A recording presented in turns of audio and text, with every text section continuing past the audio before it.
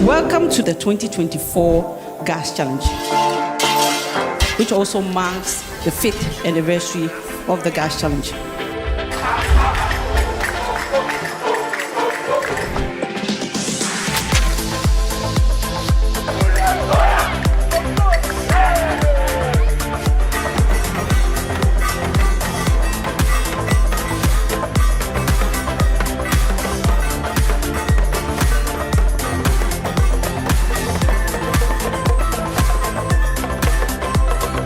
Ladies and gentlemen, this year we are enthusiastic to introduce a new dimension to the Gas Challenge competition, which we dub the innovation. So if pentane is used to generate electricity, it will help lower the price of electricity, thereby leading to higher demand in electricity in the demand center we have chosen.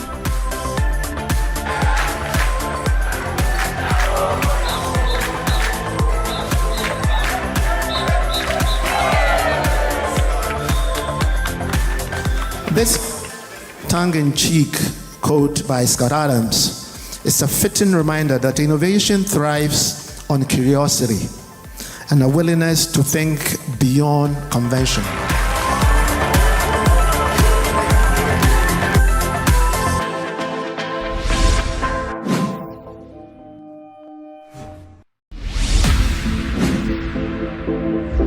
It's all about the 2024 Gas Challenge. UCC! The best of the best meet and show us what they've got. Who takes the crown this year? Pentane can be used for power generation. It's used in specialized generators called the organic Rankine cycle generators. They convert heat into electricity.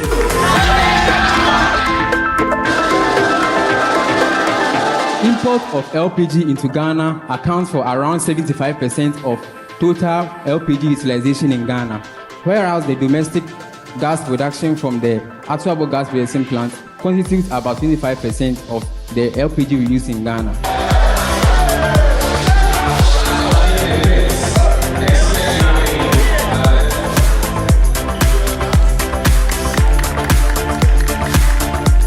It is expected that when Ghana Gas uses our approach in 2030, we will be able to balance the demand and supply of our LPG.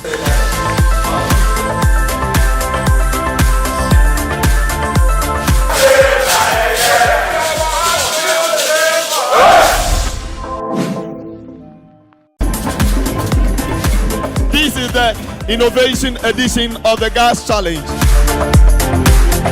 We believe that adopting LPG as a cooking fuel and also as auto gas will impact our economy. University of Energy and Natural Resources, as our name goes, energy is for us. We're winning.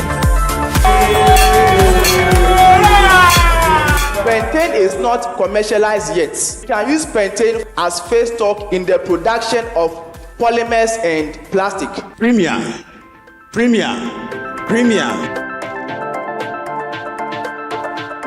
Glycol, which is used to remove water content in hydrocarbons and as solvent in paint manufacturing.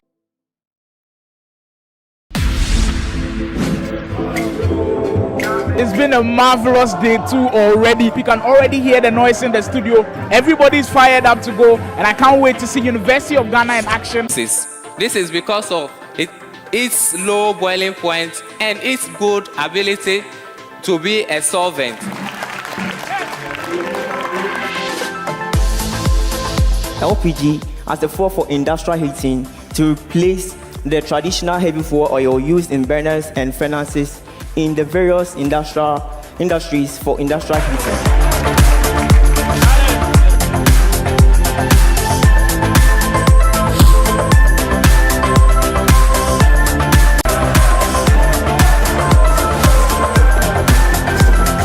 Finally, RMU, after that impressive innovation challenge, will also find themselves in that semi-final, hoping for a chance to make the grand finale. It all comes down to this.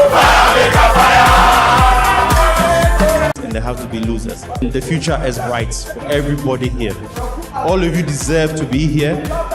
All of you have done marvelously well. Good luck to the contestants. All the best. And I'm hoping to see you in Accra.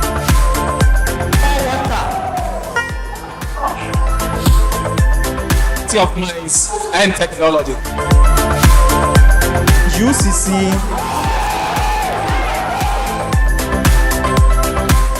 The gas phase is concentrated in the core of the pipe, while the liquid phase forms a thin film on the pipe wall. Yes. Annular flow. Annular flow. Correct. For 3 points.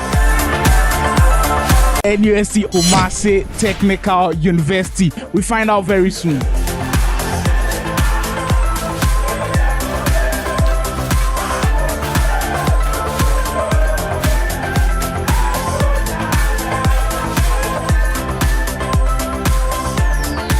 We are here in the auditorium for contest number 2.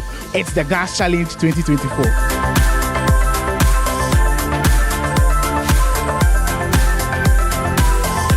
Knowledge is power. I want to welcome on stage all contestants taking part in this contest.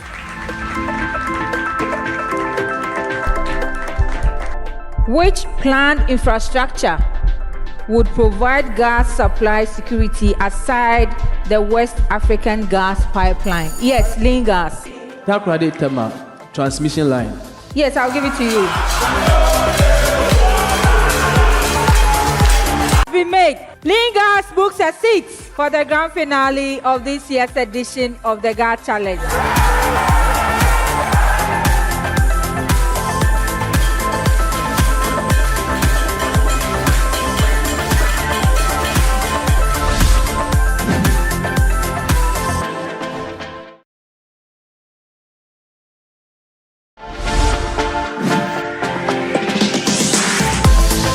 Fastest moving. Today we find ourselves in Zone 2 inside the University of Cape Coast, Ghana.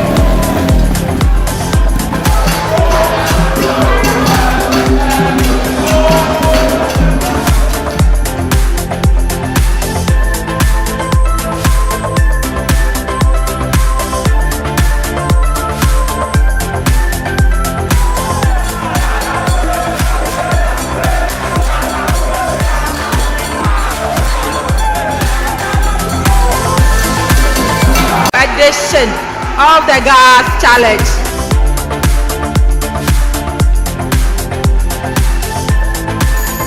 Yes, LPG. Oil refinery. Yes, the Tema oil refinery. Yes, CNG. True. Yes, it's true. 3 points.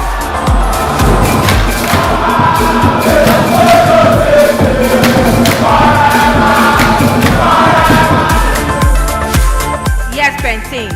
20 kilometers. Yes, 20 kilometers.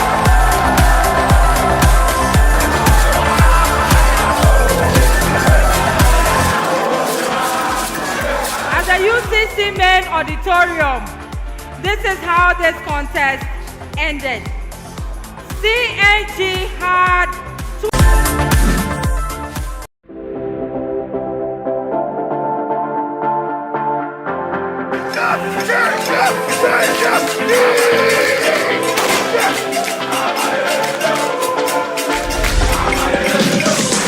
Today we find ourselves in a great land, a land of culture, a land of tradition, the land of the great king, His Majesty Otufor Osei.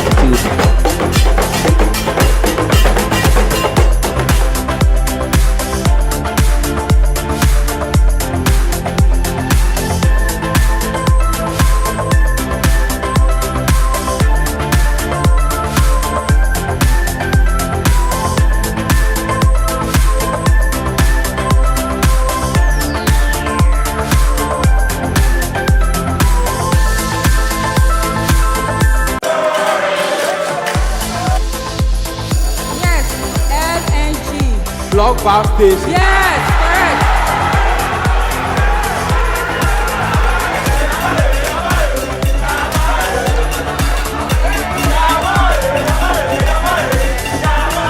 Nosekrom has spoken, and this is the score.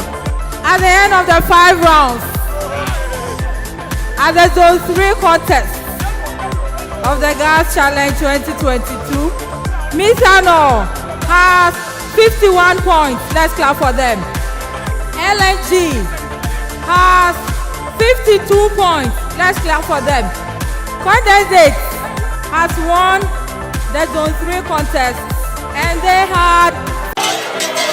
We are into the semi-final stage. After a very exciting preliminary stage contest, we have our 6 semi-finalists who are going to be doing battle for the 3 final spots on the grand final day. First contest is coming up between the Regional Maritime University, the Ghana Communications Technology University, and of course our 3-time champions, the University of Mines and Technology, all the way from Takoradi.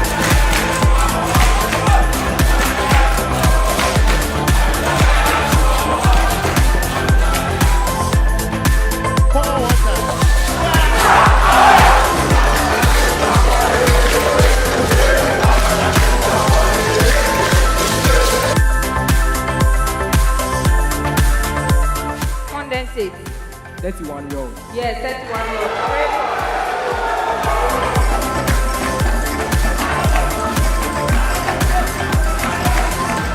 Yes, Miss A. Joint venture. Yes. True or false? Yes, it's in. True. Yes, it's true.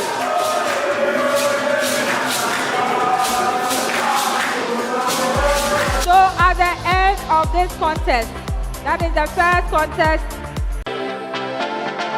Yes, we are done with contest 1, where we saw Unera clinching top spot, booking a seat in the semi-final. We're now going into the contest 2 of the day, coming up between the University of Ghana, Legon, and of course the Takoradi Technical University, and also the Ho Technical University.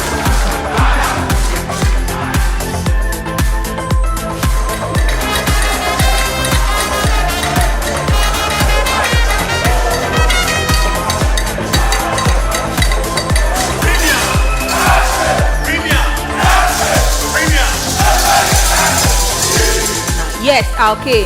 Petroleum Revenue Management Act. 3 points, correct.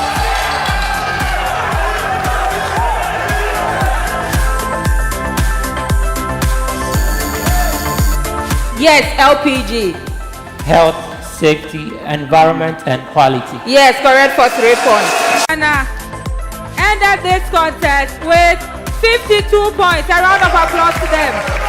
LPG, which is TTU, ended this contest with 56 points. A round of applause to them. Alkane has booked a seat at the semi-finals of the 2023 Gas Challenge with 64 points. A round of applause to the ladies.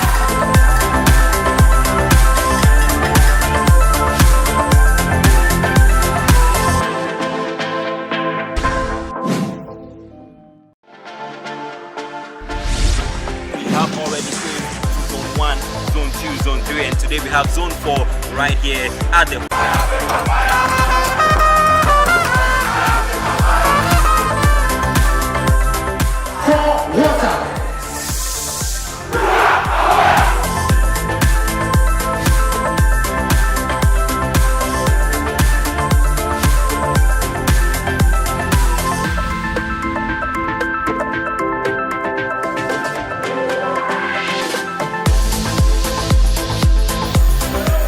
Yes, Alkane. Energy Sector Recovery Program. Yes, Energy Sector Recovery Program. Yes, Ethane. Open cycle gas turbine. Yes, open cycle. 3 points. Yes, lean gas. 1,000 SCF per barrel. Yes. 51 points. Let's clap for them. KNUST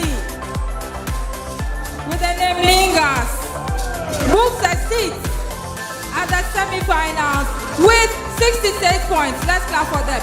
Congratulations to all the teams.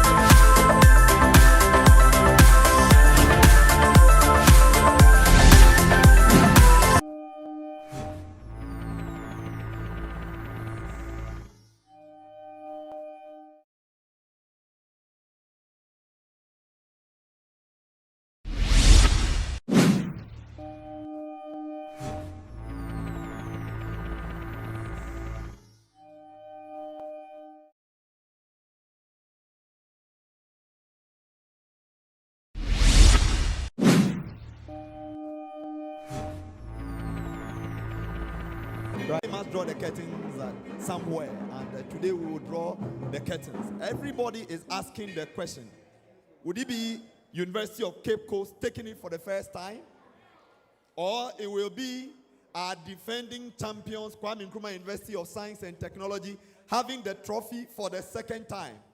Or will it be our 3 times champion making it the 4th time? That is University of Mines and Technology. The question bothering each and every one of us is, who wins the 5th anniversary crown? Without doing much, I would want to invite Razak to give us the opening prayer as we kickstart. Shall we give a round of applause even as he comes?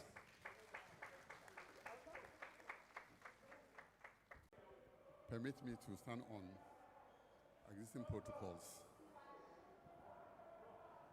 أعوذ بالله من الشيطان الرجيم. بسم الله الرحمن الرحيم. الحمد لله رب العالمين الرحمن الرحيم مالك يوم الدين. إياك نعبد وإياك نستعين اهدنا الصراط المستقيم صراط الذين أنعمت عليهم غير المغضوب عليهم ولا الضالين آمين. Ya Allah, we thank you for this blessed day.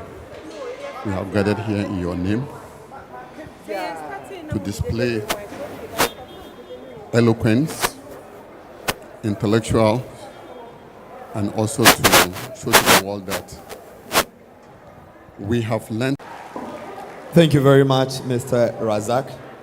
Ladies and gentlemen, the 5th anniversary of the Gas Challenge is under the theme Embracing the Future Together, driving sustainable solutions in the gas industry through innovations. When I say knowledge is power, you respond gas is power. Knowledge is power. Knowledge is power. Ladies and gentlemen, we have so many guests here in this auditorium this morning. I would attempt to acknowledge each and every guest that is here before we take our opening remarks. Here in this auditorium this morning, and then Mr. Ebenezer Yidana from GCB Bank PLC, Mrs. Faustina Glover, Relationship Manager, Energy Unit.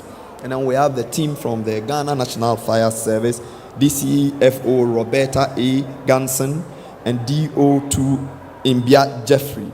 Then we have the team from the Bank of Ghana. We have Mrs. Ellen Jamira, Head of Petroleum, Ghana Petroleum Fund Secretariat, and Mr. Stephen Amina, who also doubles as a pastor in the Apostolic Church as well.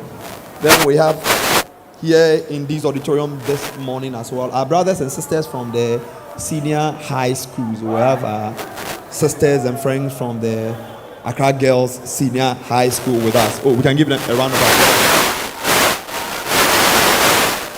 And then we have our brother. So today here in this auditorium, you'd have 3 universities participating in the grand finale. Having said that, I also wish to acknowledge the team from Studio HD who are in charge of our production from the start till this point. Let's give it up for Studio HD for doing such a good job. I also wish to acknowledge the presence of the CEO of the Energy Media Group, who are also the organizers of the Ghana Energy Awards, Mr. Henry Teno, who is also here with us this morning. We also have with us this morning in this place, we have Reverend Jokoto from Ho Technical University, who is their coach as well. We also have with us those who are here in this auditorium and those watching us online. We want to acknowledge you and thank you. We want to show our appreciation for your good job that you are doing for Mother Ghana. Ladies and gentlemen, we will take our welcome address from the chairperson of the Gas Challenge Planning Committee, who also doubles as the head of government relations at the Ghana National Gas Limited Company, Mrs. Augustina Asari. Also, we can give it up even as she comes.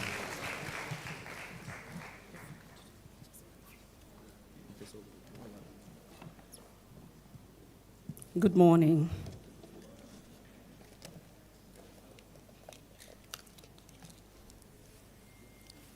Good morning, Dr. Ben K.D. Asante, who's also present here with us. Let's give them applause. I also would like to acknowledge our honorable board member, Honorable Stephen Yaina, also for being here. Let's give him. Also would like to acknowledge the Deputy CEO of Ghana Gas, Engineer George Rekubrobe, who's also here.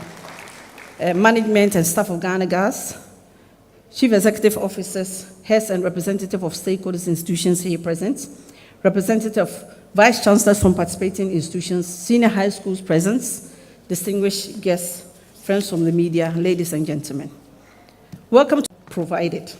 Permit me to make a special mention of the Takoradi Technical University, who secured the topmost spot at the Innovation Day for the exceptional presentation.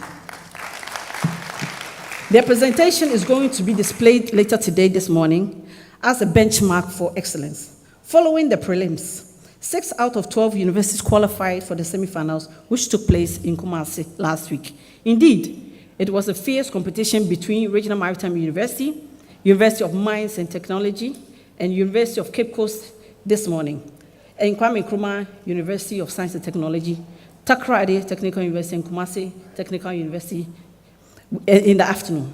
We witnessed how TTU narrowly missed qualifying for the finals, losing to UCC by just 1 point. I want to congratulate UCC, KNUST, and UMAT to bridge the gap between academia and the industry. I must tell you that Gas Challenge has been part of the inspiration for instance, 3 universities to have decided to enhance their curriculum in their respective university. Let me start by mentioning that in 2019, UMAT, for instance, decided to introduce natural gas engineering in addition to its petroleum engineering.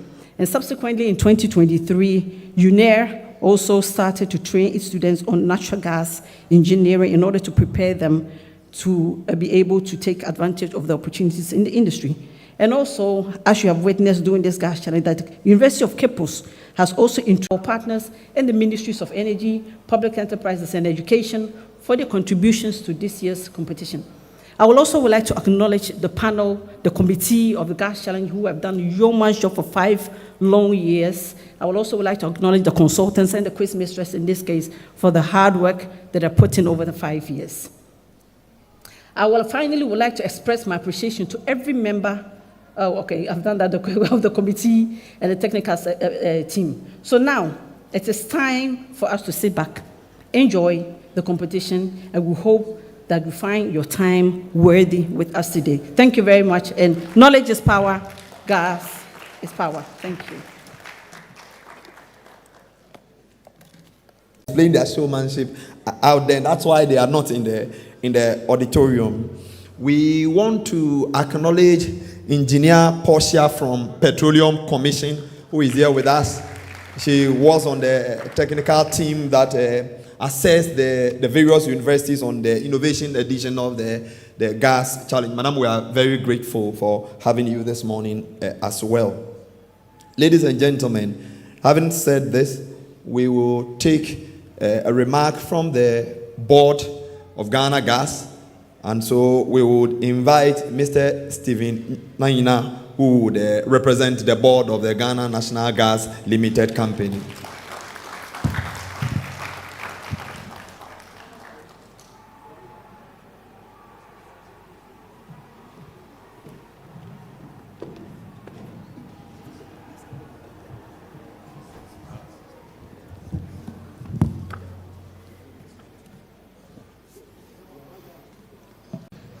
I wish to extend warm greetings from our board chairman, Honorable Kennedy Ohina Japong, and the entire board of Ghana Gas.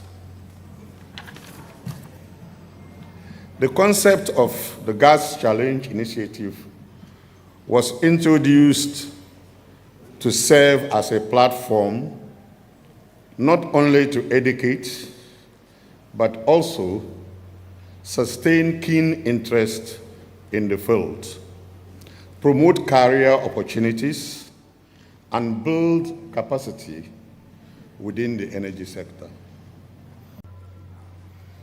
It is worth noting that the competition has aimed to equip young adults with relevant skills and competencies through national service placement and internship opportunities.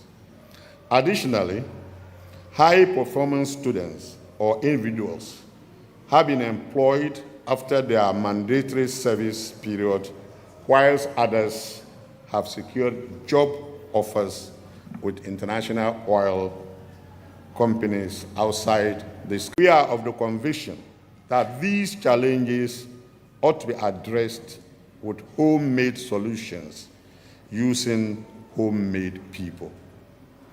This belief aligns with the statement from our first president of the Republic of Ghana, Osajifo Dr. Kwame Nkrumah, that, and I quote, "The black man is capable of managing his own affairs," unquote. In 2017, Ghana Gas fully indigenized its operations to emphasize this point. And I would like to repeat that. Was designed to give opportunity to these young minds to provide practical and realistic solutions to potential engineering and commercial issues arising out of the operations of the gas business. During the preliminary stages of the competition, the board was immensely impressed with the depth of knowledge and the display of thorough understanding these students exhibited in their presentations. These students only need to go through a little refinement in their career journey to make them industry ready for the tasks ahead. It is for this reason that the company is committed to further executing the Gas Challenge initiative to scout and inspire.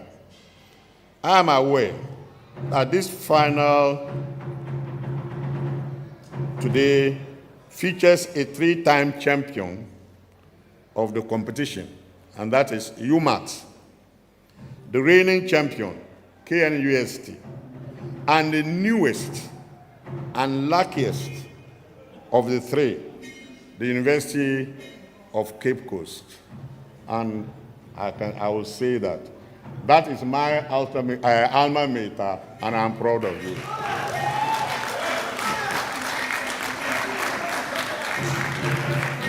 I wish you the very best ahead. I encourage you to embrace this journey. Challenge yourself and remember that every problem you solve today brings us one step closer to the brighter, more sustainable Ghana. In closing, I wish to express my deepest gratitude to everyone who has contributed to making the Gas Challenge a success. I acknowledge the remarkable work done by the Gas Challenge Planning Committee headed by Augustina. Dr. Frank Boateng is here with us as part of the technical committee. We also have Dr. Emmanuel Ankude, who is also here with us this morning as part of the technical committee. I also want to acknowledge the presence of Dr. Abraham Mensah, who is at the office of the CEO. He's here this morning with us as well. Ladies and gentlemen, UMAT. So you would have to listen and take the protocol that is supposed to be observed. Thank you very much for accepting that. At this juncture, we would want to take a remark from the Chief Executive Officer of the Ghana National Gas Limited Company, Dr. Ben K.D. Asante. Let's acknowledge him even as he comes. Please resume your seat.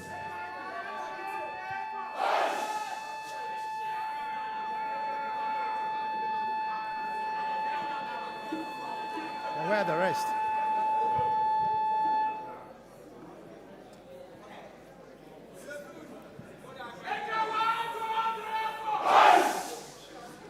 Damn. Well, welcome to your own party.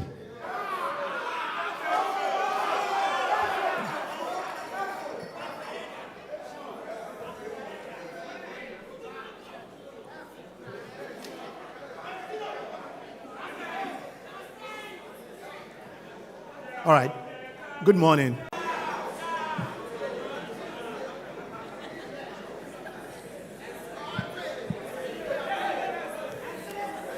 All right. I think we would begin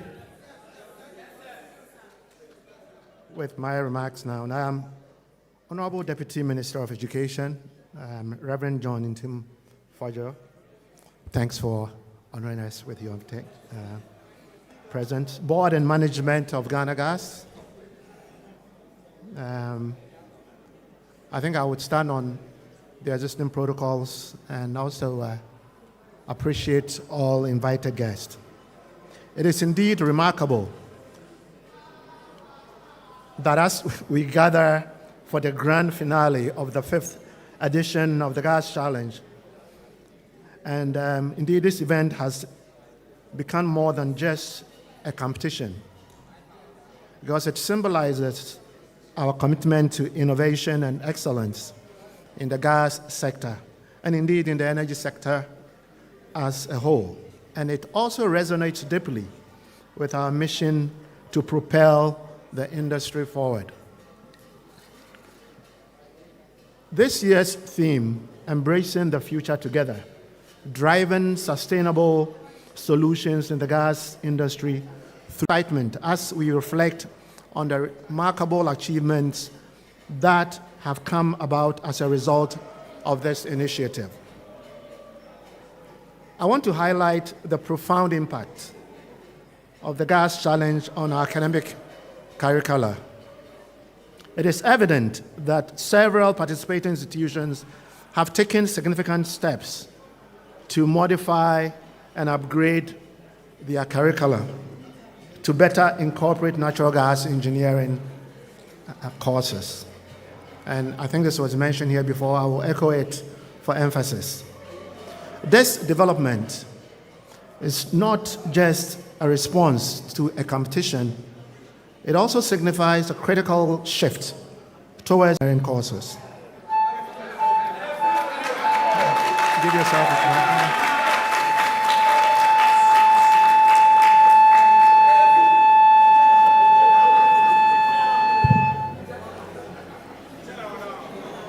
And they, that's UMAT, remains at the forefront of providing relevant training that encompasses the entire value chain.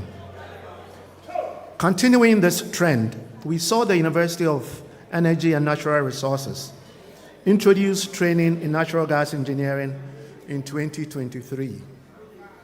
This adjustment aims to equip students with the necessary skills.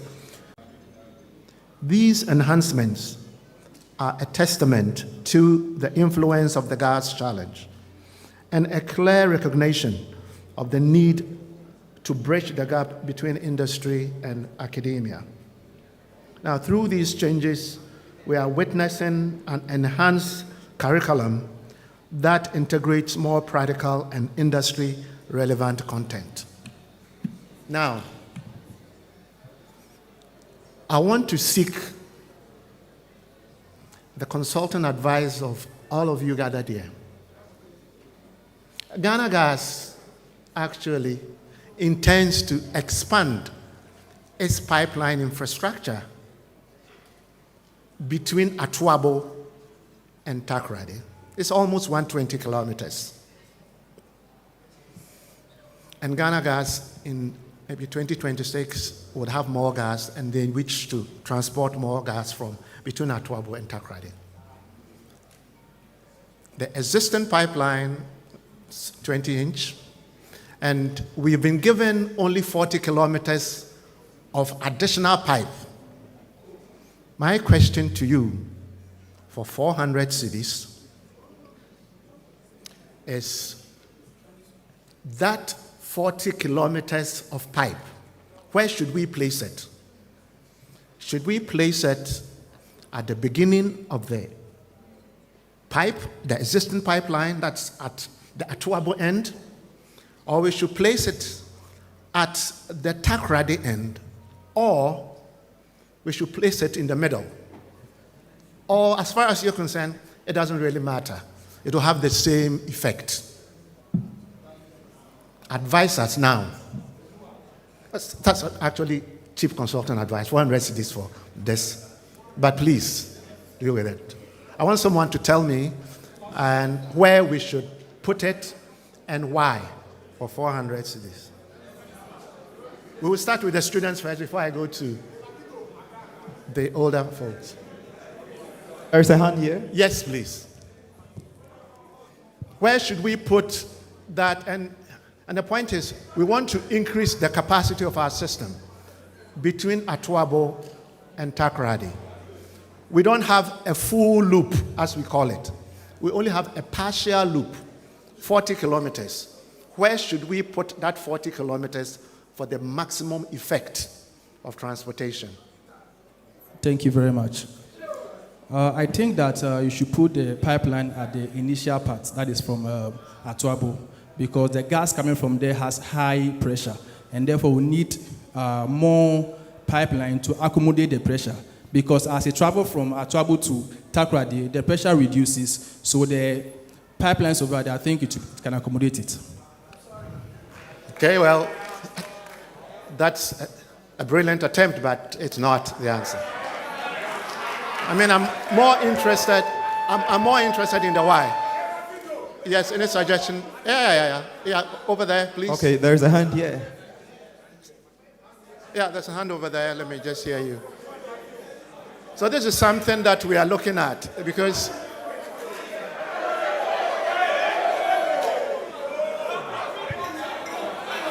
thank you. So please, I think you are supposed to place it in the middle. The initial part coming is having a higher pressure. So the initial part, since it's having a higher pressure, you placing the pipe in the middle will accommodate the pressure that is coming from there. And it will be able to supply the other parts with the maximum or the enough oil or gas that we need at the end. Oh boy.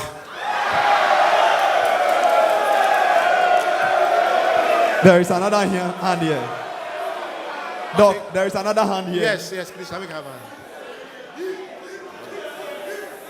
All right, so you place it at the end of the pipeline because... Sorry? You place it at the end of the pipeline. So the 40 kilometers... Oh, that's the only option left. That's why you're saying it. Okay. Give me the reasons. So one is economical, and also it provides more supply to the off-takers. How?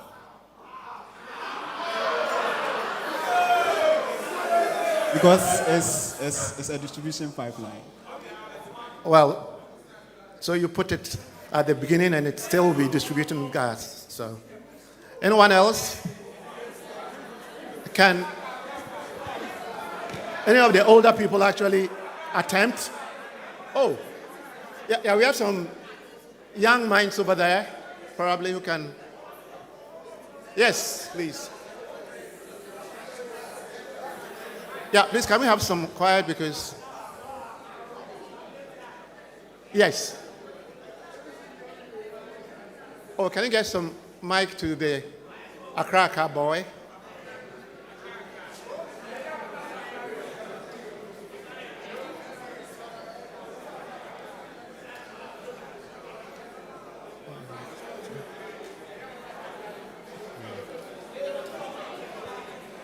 So we are here. Yes, please. Okay.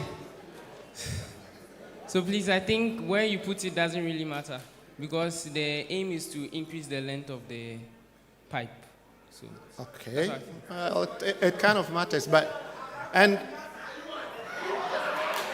thank you. I mean, it's a good attempt. I think the aim is to increase the capacity of the system. The length of the section remains the same, so we are only doing partial looping. We are doing partial looping. So we are having a parallel system to the existing one. Where should we put that incremental section? Where? The beginning, the end, the middle, or it doesn't matter? We've got three of those, well, I guess all four responses, but no really good explanation as to why. Suggestion. Yeah, can we have some suggestions from the older ones? Any? The lecturers and professors? Please, before I give an indication of what I think it is. Anyone? Okay.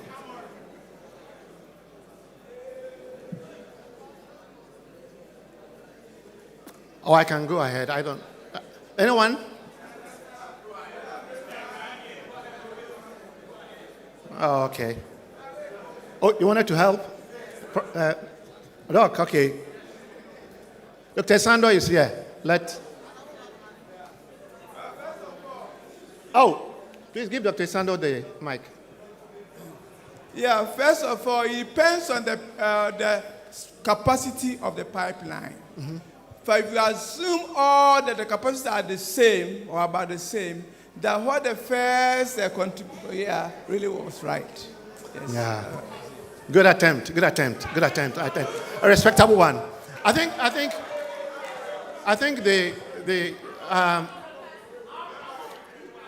and again, this is a real life situation. This is what we intend to do when we get more gas coming in from the Jubilee and 10 fields, and even some from the Sankofa fields.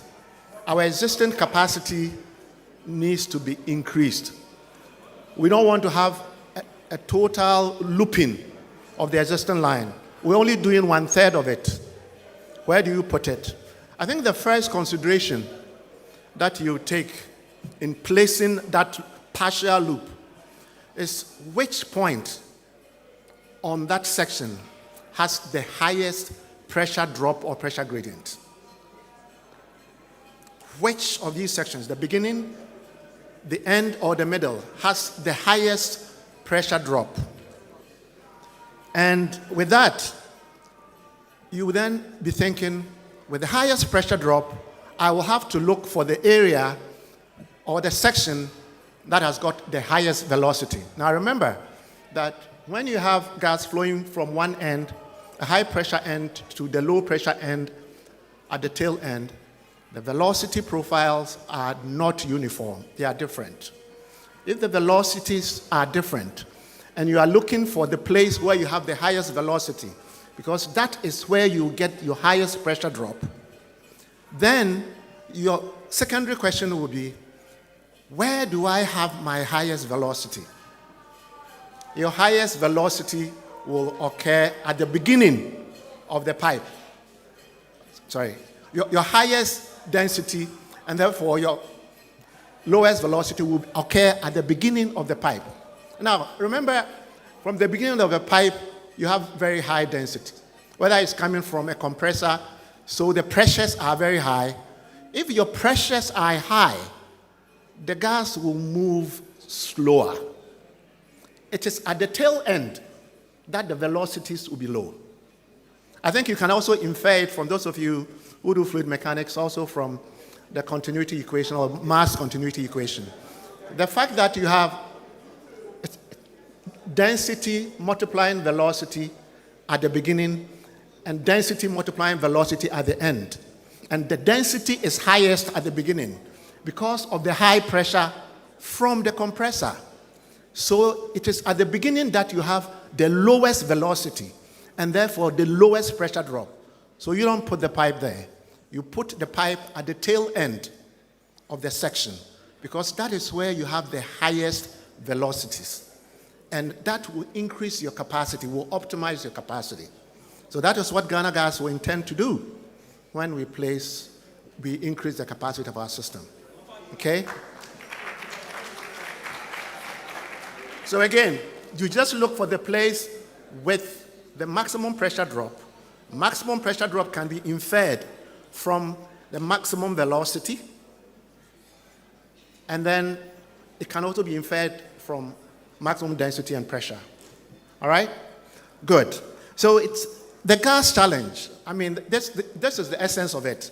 When we have a practical problem like this, and then we delve back into our books to address these practical problems, trying to bridge that gap between industry and academia. Now, students have cultivated critical capabilities such as problem solving, innovation, teamwork, and public speaking. These are all consequential benefits of this particular program. These skills are indispensable as they prepare to enter a competitive industry. I want to acknowledge the practical experience that the competition has provided. Participants have benefited from hands-on experiences that connect theoretical knowledge with real-world solutions, just like we just explained. This is invaluable, and I encourage all institutions to continue fostering such avenues for learning. In conclusion, the gas challenge has not only rekindled the enthusiasm for natural gas education, and I would submit even the energy in general, but it has also provided or laid a foundation for a well-equipped workforce ready to tackle the challenges of the gas and energy sectors. As we reflect on the accomplishments of the past years, it is essential to acknowledge our partners and stakeholders, all of you. Give yourself actually a clap, all of you, who have supported this initiative. Your faith in the potential for our youth and the importance of innovation in the gas industry fuels our collective growth. Together, we are all shaping the future of energy in Ghana.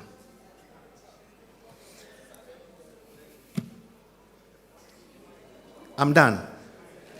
And I want to thank you, saying knowledge will always be power, and gas is always power. Thank you.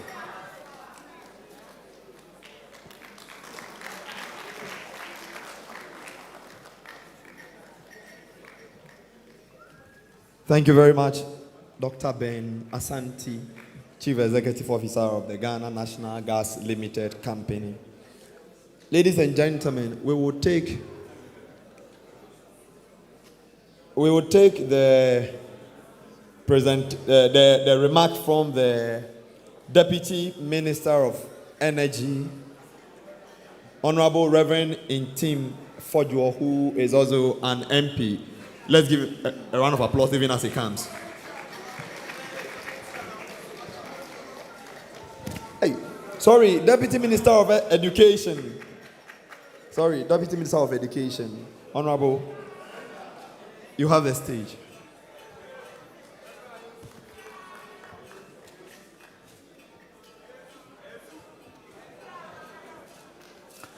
Thank you very much, ladies and gentlemen. The euphoria in this room is comparable to the excitement that Ghana Gas Challenge has created in our homes in our attempt to bring the industry closer to society. A round of applause to all of us in this room. The CEO of Ghana National Gas Company Limited, my very good friend,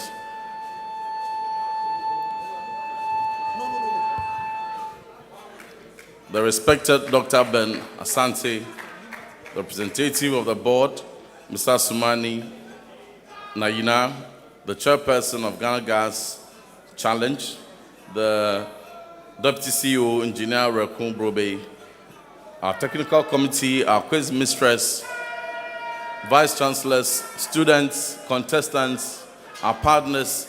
I'm deeply excited to be here at the grand finale of the 5th Ghana Gas Challenge and the 5th anniversary of the Gas Challenge. I would want to commend highly the CEO and the management of Ghana Gas for introducing this brilliant initiative. The significance it brings in linking industry with academia, getting them to collaborate around some very critical areas for innovation, for very ambitious research that has been the characterization of Ghana Gas or Gas Challenge the past 5 years.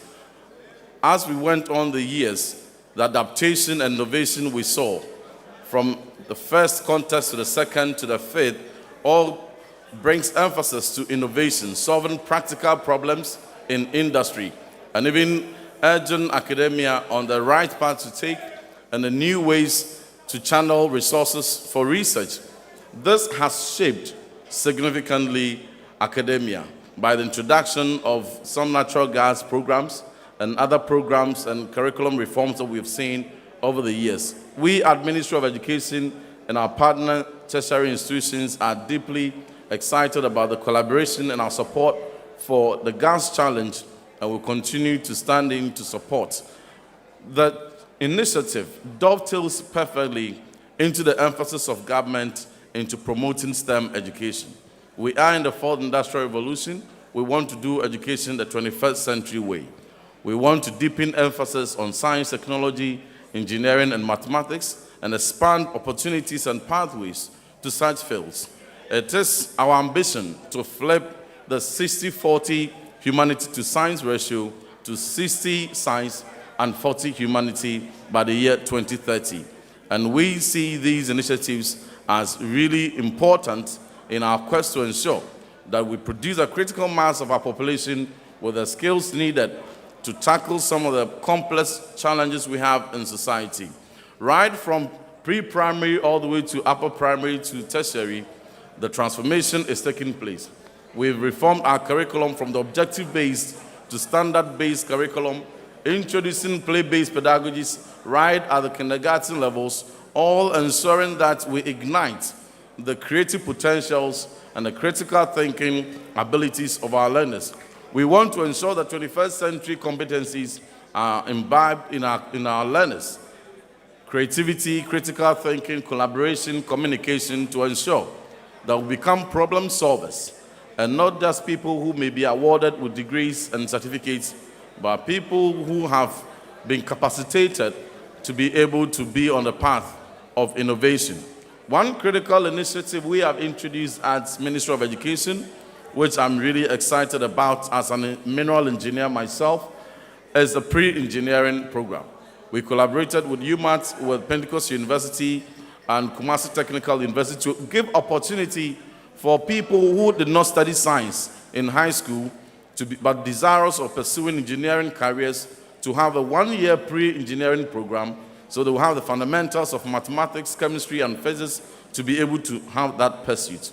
We have done 3 pilots that have been very successful, and the feedback we are getting is that they've become very competitive in the lecture rooms, even compared to their compatriots who traditionally offered science. These are some of the barriers we are breaking, and these are the innovations we are introducing to ensure that we expand researches, we expand opportunities for programs around science, technology, engineering, and mathematics. Today, we are really excited about the 3 universities that have made it to the final, talking about KNUST, UMAT, and UCC. But we do also commend the efforts of all the institutions that started with us from the beginning of the contest. My understanding is that we had some very competitive females who were part of the contest in the beginning. Although I would have loved to see some females among the contestants at the grand finale, I'm very optimistic. The next year grand finale, we'll see a representative from the female side. But we are consoled. Our quiz mistress, the incredibly talented and gifted quiz mistress, is a female. So that goes to show the woman power on this platform. So we commend Ghana Gas, the technical committee, and the committee for the great work done, and we'll look forward to collaborating more. There is an innovative presentation that is going to follow shortly after my presentation, and I look forward to it with keen interest. These are some of the highlights of the Ghana Gas Challenge. Beyond the fact that it's an intellectual exercise, beyond the fact that it's a contest, and the excitement it also brings to society and breaking down the complex issues in the oil and gas industry, making it an everyday understanding for households, it is also solving complex industrial problems. I congratulate you all for your participation. And at the end of the day, I've been a proud product of the University of Mines and Technology. I very much understand our chambers. We were just like them when we were there. But I also am very glad that UCC is making a grand maiden appearance and can pull a surprise, who knows? But perhaps KNUST may want to follow the steps of UMAT. You win it one, you want to continue winning. But at the end of the day, may the best team wins. After my speech, I'll take my seat right behind a technocrat who went to KNUST. Our CEO went to KNUST. Our board member went to UCC. May the best team win. Thank you very much.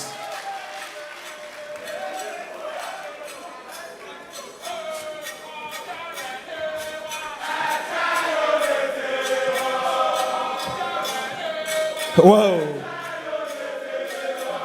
What a presentation. Ladies and gentlemen, while we listen to the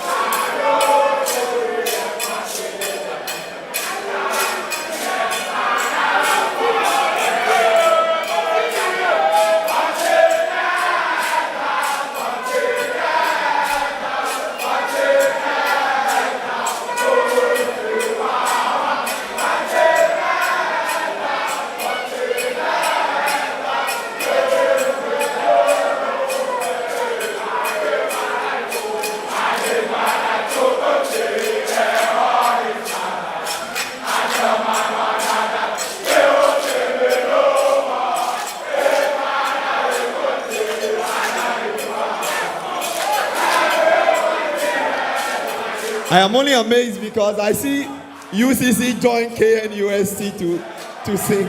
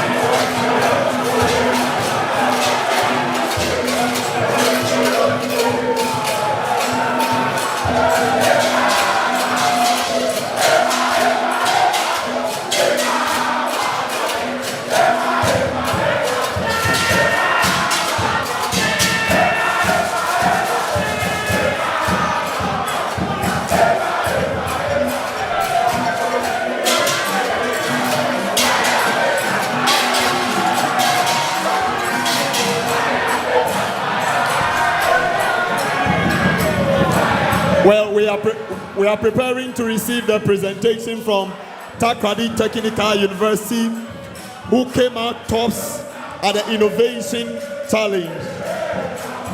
They did some fantastic job during their presentation, and so we are preparing to receive the presentation from Takoradi Technical University.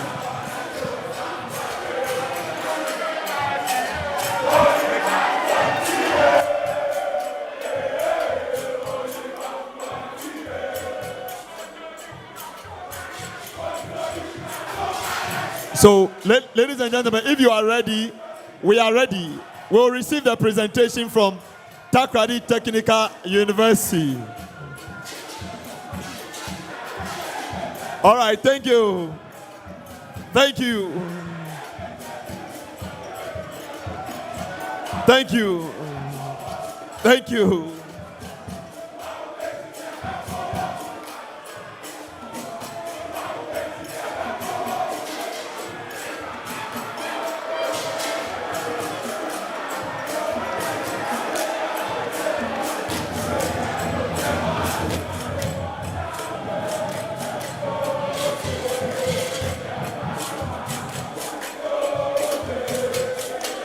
Okay, thank you very much. Conti, we are grateful.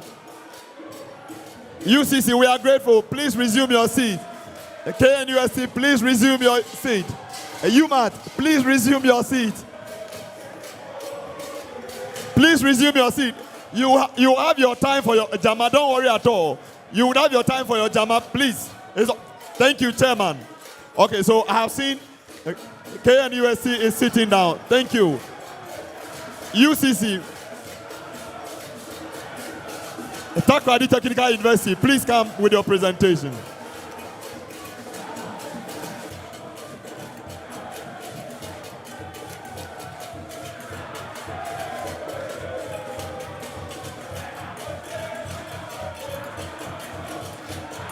Now, please listen to me. Conti, please sit down. We are going to give, hello. We are going to give every team 1 minute. So the rest of you, please end your JAMA and sit down. UCC, you wait for your turn. Just wait for your turn.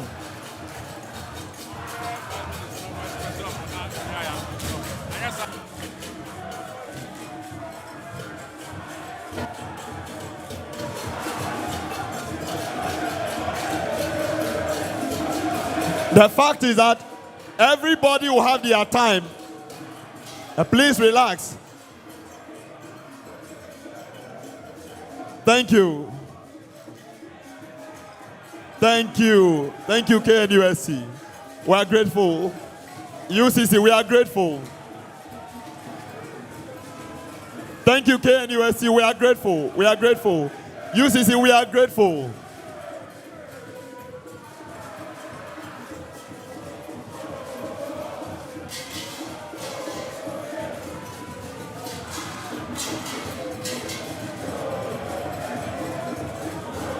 UMAT.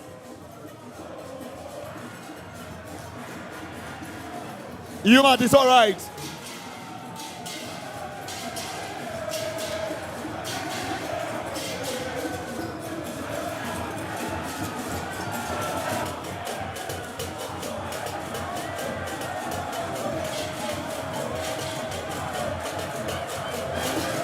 Hello. Chambers. Conti, ATL, Conti, Chambers, please, just hear me out for a minute.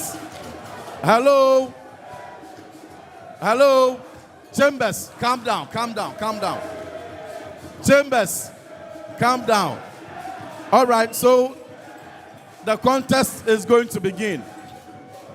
What I want us to be mindful of, especially the lecturers and the coaches who brought our supporters, is that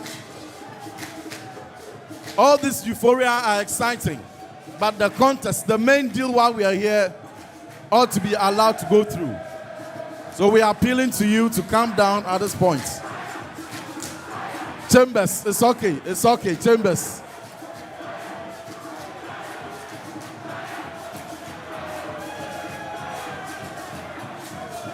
All right. Thank you very much. Thank you, Chambers. Thank you, Conti. Thank you, ATL. There'll be time for you to have your displays.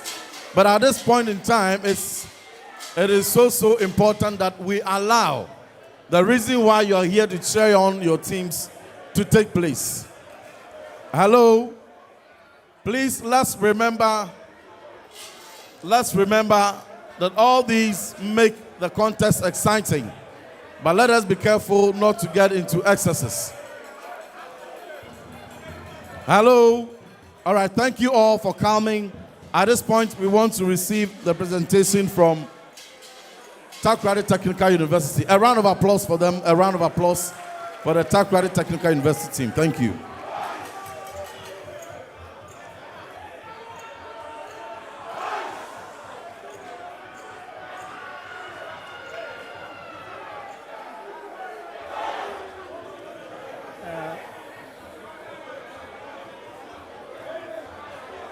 Good morning. So, I am Emmanuel Blemieza, and I'm here with Sylvester Pia. We are representing the Takoradi Technical University.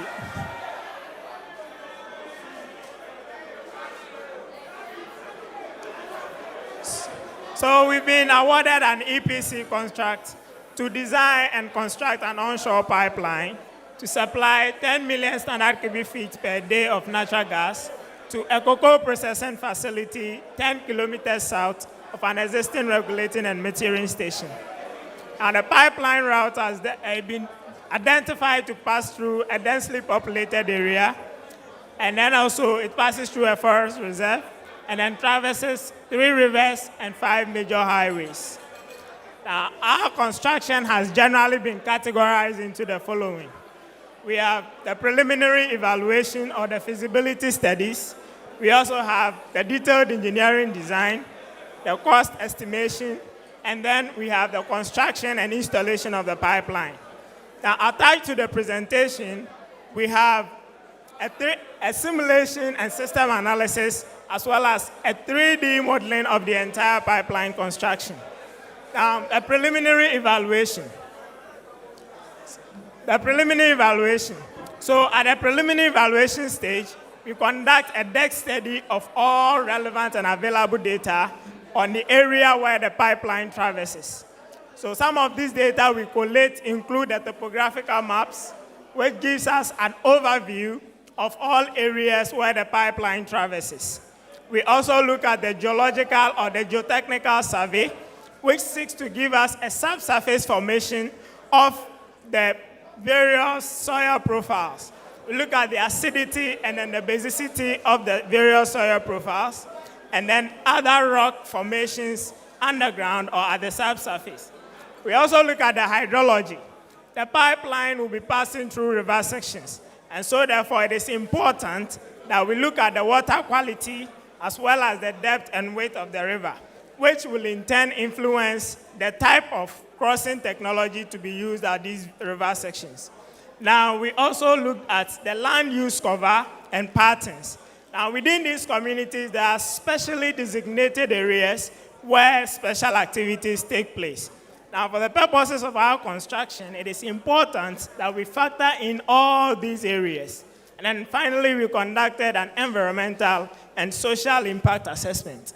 Now, this seeks to ensure that the activities we conduct doesn't have any adverse impact on the environment. And then also we look at the impact it will have on the people within the community within which we are constructing our pipeline. Now, upon landing a positive prospect, after assessing the project or the construction in its economical, technical, and financial options, and then we assume that, or we get to know that there's a positive prospect, the next phase, which is the detailed engineering design phase, kicks in. And at this stage, we look at the appropriate pipe material to be used for the construction, and then also we look at the pipe size and then the thickness to be able to accommodate the projected flow profile, as well as the pressures and stresses that will be subjected on the pipeline. We also look at the optimum routing option to be used, and then also some appropriate control devices to be installed on the pipeline. We look at the jointing or the welding methods as well. From here, we calculated the pipeline diameter, and we had 4 inches using the AGA fully turbulent equation. However, we used a nominal pipe size of 6 inches for the following reasons. We have future expansion purposes. We also have flow capacity and velocity. Then we have pressure drops, safety margins, standards, and industry best practices. Now, a corresponding wall thickness of 0.280 inches was obtained using the Barlow's formula, and then also we had a design pressure of 2197.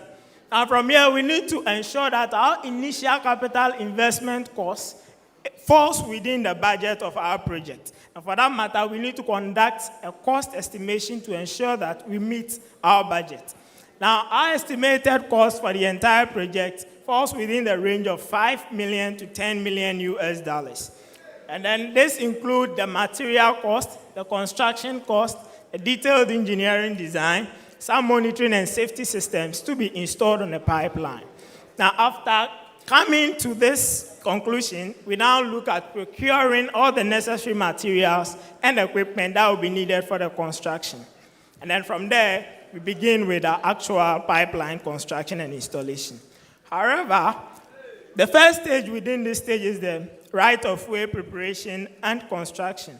However, prior to this, it is important that we obtain the necessary permit and regulatory approvals from the regulatory bodies and governmental agencies. Then also, we obtain right-of-way access or easement of right-of-way access from landowners and then local authorities.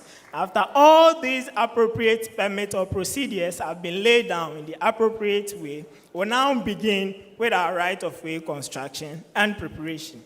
So with the right-of-way preparation, the crewmen flag the boundaries of all areas where construction activities will take place. And then we clear this area strategically, locating all storage and staging areas where our pipe materials or construction materials will be stored and our equipment will be stationed. So from here, we now move on to the trenching and padding process. And that is when all the available equipment needed for our construction had been made available within their designated locations. So with the trenching and padding process, as in a majority of our pipeline construction, we take the conventional method, which is the open cut. And this system basically involves the pipeline being laid within a trench and then covered.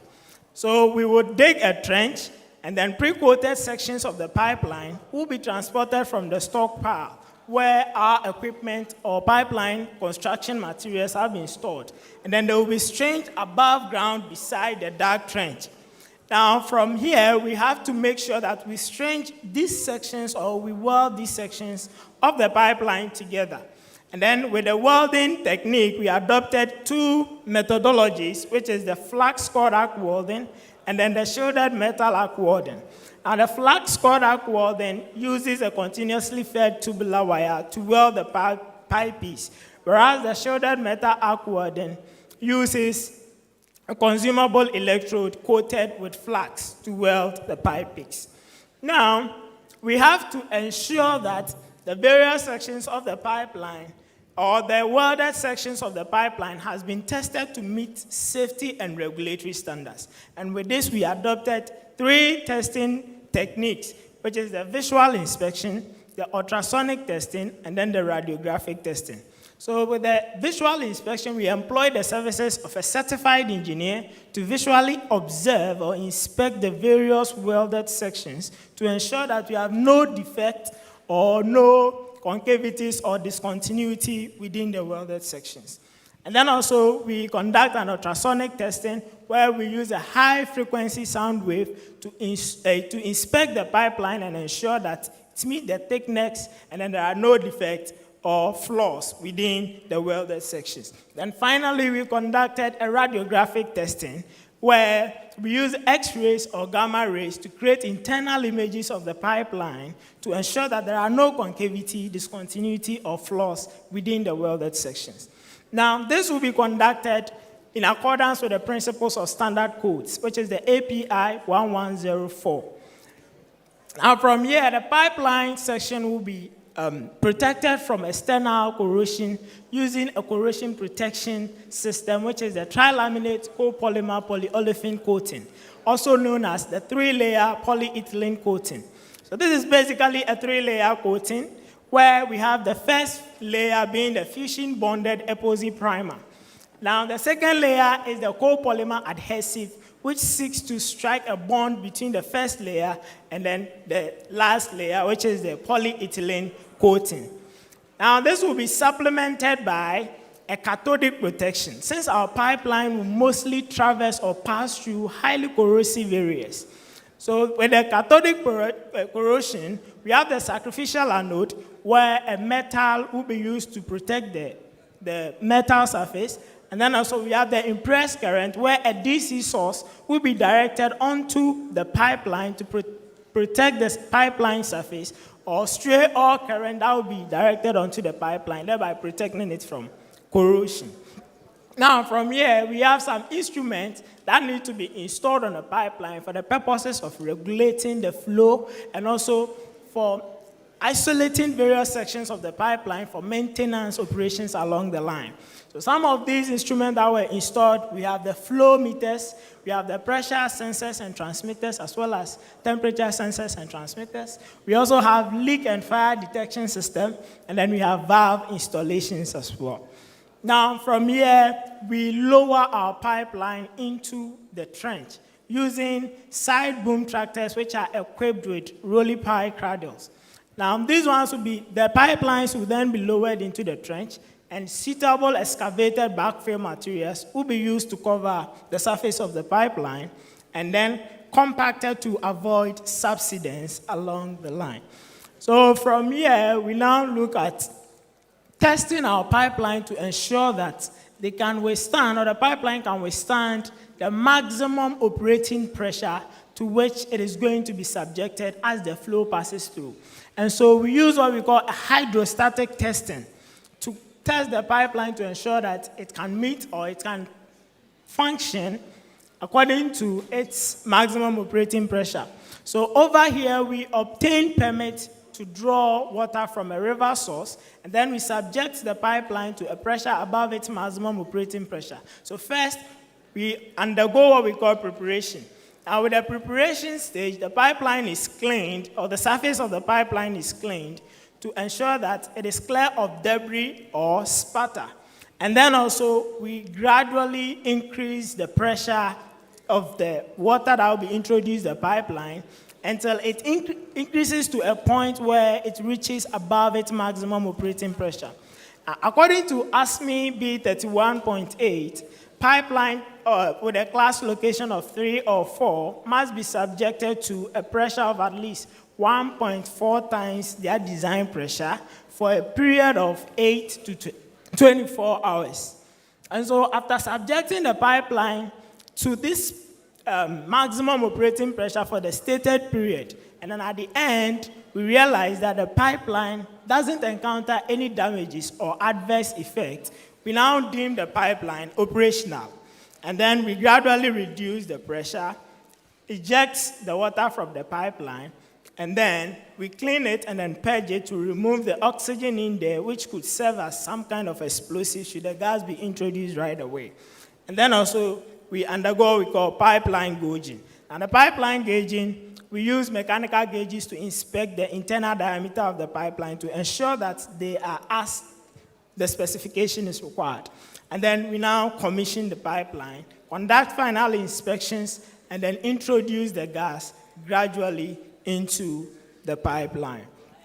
Now, in our construction process, we encountered special sections that required the use of certain advanced technologies in crossing those areas. Now, the first one we are going to look at is the highway section. Now, the highway section, we encountered underground utilities as well as rocky obstructions within those sections. And for that matter, we adopted the horizontal directional drilling. Now, we have a thrust boring as an alternative. However, even though the thrust boring is a trenchless technology, it wouldn't offer the flexibility of maneuvering your way around those rocky obstructions underneath the highway section. That is the reason we adopted the horizontal directional drilling. So with the horizontal directional drilling, the first is the pilot hole drilling. And then secondly, we steer and monitor the drill head location to ensure that it follows the planned trajectory. And then we rim the pipeline makeup to ensure that it can accommodate the diameter of the pipeline we are going to install. And then finally, we pull the pipeline and then demobilize the equipment and then restore our site to its previous state. Then also we encountered a river section. Now we have two categories of rivers that we encountered in our construction process. We encountered a deep river section and a shallow river section. So with the deep river section, we used the horizontal directional drilling. And then with the shallow water section, we adopted the isolated open trench or the open cut method. So with this method, which is the open cut method, we do our site preparations. We clear all areas where we are going to construct the trench or install our pipeline. And then we stage or locate the storage areas. And then from there, we install coffer dams at the upstream and downstream end of the river to get a clear path where our pipeline will be constructed and installed. And then from there, we now do what we call a coffer dam removal to ensure that the river flows in its trajectory or in its normal way. And then finally, we restore our site to its previous state and then stabilize the system.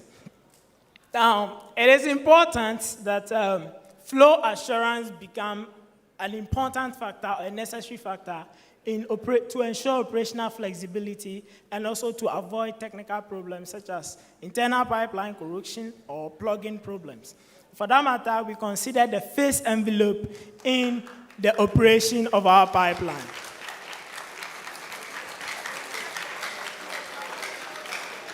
Go back. So with the phase envelope, now we realized that there was a drastic pressure drop of 75 bar gauge to 10 bar gauge. And for that matter, there is a possibility that we could encounter some form of condensation within the system.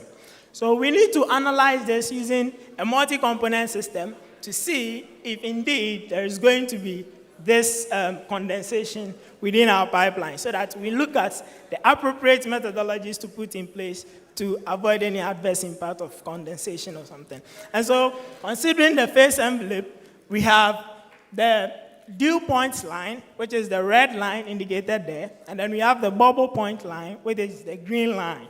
Now, above the bubble point line, the system exists as fully liquid. And then beyond the dew point line, it exists as a gaseous state. And then also within or in between those two lines, as you can see the dotted or the quality lines in there, it represents a condensation within the system where we have a liquid and a gaseous phase coexisting within the pipeline system. That is what we don't want to encounter in this case. And for that matter, we analyze the system using the phase envelope and realize, depending on our conditions, we weren't going to encounter any condensation within the system. Also, due to the drastic pressure drop, it is possible that we could encounter or the temperature of the gas could fall below contractual specifications, which necessitated the installation of heaters at the outlet end to heat the gas to the required end user specification. Now, we did an analysis or system analysis of our pipeline construction using the Open Modelica software. And some parameters we analyzed include the flow efficiency, and then realized that the fluid was flowing at the end user's requirement of 10 million standard cubic feet per day. And then also we looked at the pipeline wall thickness, and we realized there was no adverse impact or significant changes in the wall thickness, implying that the wall thickness is able to withstand the stresses and then the pressure to which the pipeline is subjected. And then finally, we looked at the line pack of the pipeline, which is the average pressure within the system. And that was also within the specifications we required. Now, we did a 3D modeling of the entire pipeline construction. I would ask for us all to join me as I take you through the various stages we encountered in our pipeline construction. Okay, so this is the 3D modeling of our pipeline construction. We have flow meters and pressure sensors, as well as gauges installed. And then also we have the highway sections, and then we have the densely populated areas as well. The blue background represents the river sections. The blue background represents the river sections, and then we have the forest reserves as well. So as part of this, we did an innovative aspect where we designed a solar-powered monitoring device. So this solar-powered monitoring device will be installed at various points within the pipeline to measure the properties or parameters of the flowing fluid. Now, the fluid needs to meet the end user's requirements. So we designed the software using a solar panel, battery, And then we have a communication module to serve to transmit information between the module we have here and then the human-machine interface or the central control room. And then also as part of its functionality, it performs predictive maintenance because it has data loggers installed. And these data loggers keep track of all previously measured data and then benchmarks them against recently measured ones to identify any operational inefficiencies, thereby alarming or signaling the central control room of any areas of the pipeline where maintenance is required to ensure their repair in a timely fashion. Now, finally, we have our timeline or our project timeline, which was constructed within a period of 7 months. Thank you.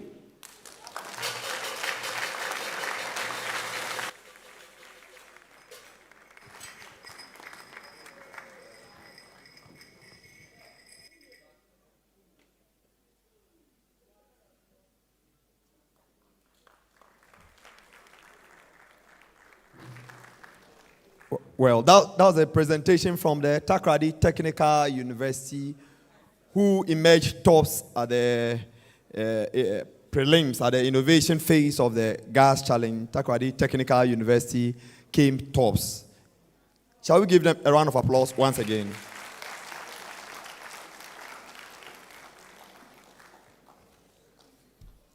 Right. Having said this, ladies and gentlemen, we also want to acknowledge our partners or stakeholders who are here with us. VRA, GOIL, EcoBank, BOST, Ghana Post, Energy Commission, Petroleum Commission, Agriculture Development Bank, Public Interest and Accountability Committee, Ghana Investment Promotion Center, and the EPA who are here with us this morning. At this juncture, ladies and gentlemen, we should be preparing to go live with our grand finale of the gas challenge. And so at this point, we will give opportunity to the respective coaches who are here from the various universities who are into the grand finale to give us some a few words as we prepare to go into the finals. And so UCC, number one. UCC. Good morning to all of us. And I want to seize this opportunity to express our gratitude to Ghana Gas for giving us this opportunity. We have come this way not by chance, but we have worked our way through up to this point. And UCC is here to win this year's contest. This is my simple message to all of us. Thank you.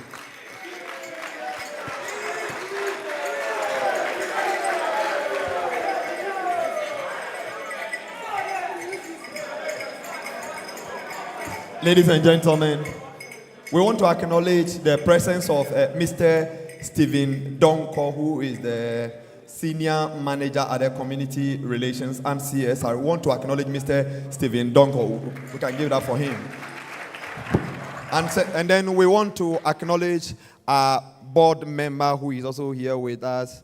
Madame Delphine Dogbegan is here with us. We want to acknowledge her presence. Okay, so from the University of Cape Coast, who in the last 5 years have come to the finals for the first time, they said they are here to win. That's what they have just indicated, that they are here to win. They indicate that they are number one. And so from Cape Coast, we will move straight to Takwa, our 3 times champion. And so we are inviting Professor Amorin. Professor Amorin. Let's give it up for Professor Amorin.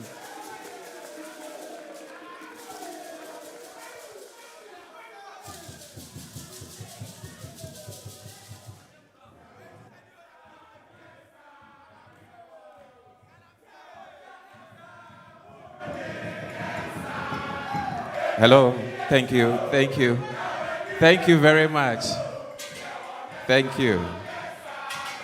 It's standing on the existing protocol, I want to appreciate Ghana Gas for such a contest that they always extend to UMAT to be part.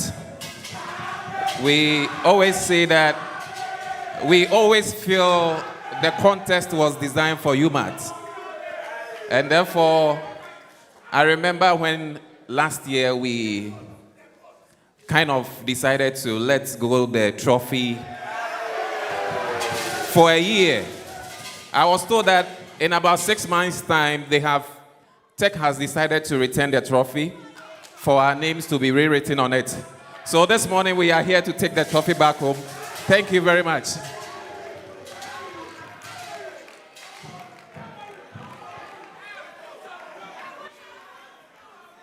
That was Professor Amorin from the University of Mines and Technology. He says that just within 6 months, Tech has decided to bring back the trophy so that their names are written back on it. Here in this place, this morning is our defending champions. Our defending champions. The Kwame Nkrumah University and Science and Kwame Nkrumah University of Science and Technology. You take your time. It's allowed. Take your time. Our defending champions have a message for us, and this morning, Dr. Daniel Annan will give us that message. Whether they are retaining the trophy, or just like Prof. Amorin said, they have returned the trophy and are not prepared to take it back to Kumasi once again. Thank you very much. Knowledge is power. Lingers. Thank you very much.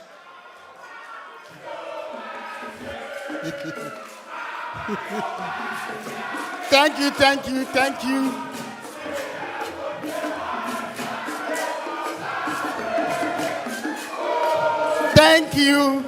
Thank you, Conti, thank you.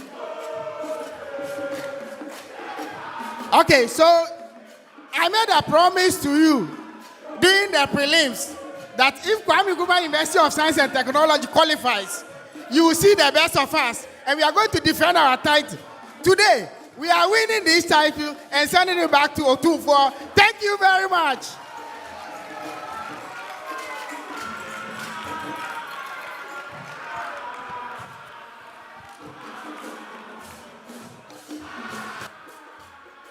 Right, so, they are winning the title once again and sending it back to the Asantemaura. That's fine. That's a beautiful one. Like I've always said on this platform, I have told the 3 teams that, look, the way their drama just dies off when they lose is bad. Even if you are losing, let's hear the music. Let the rhythm flow. Hello. We want to acknowledge the presence of the Managing Director of Ghana Cylinder Manufacturing Company, Madam Genevieve Saki, is here with us this morning. Right. Having said this, I am sure that all of us are ready.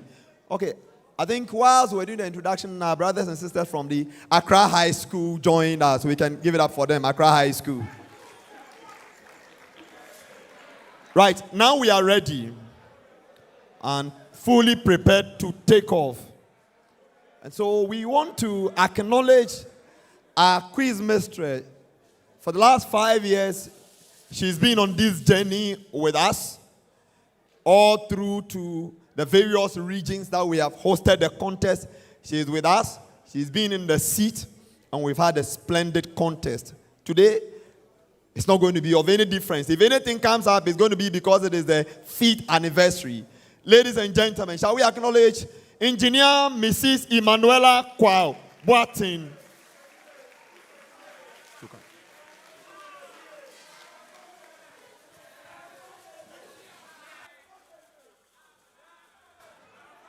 But one may ask, so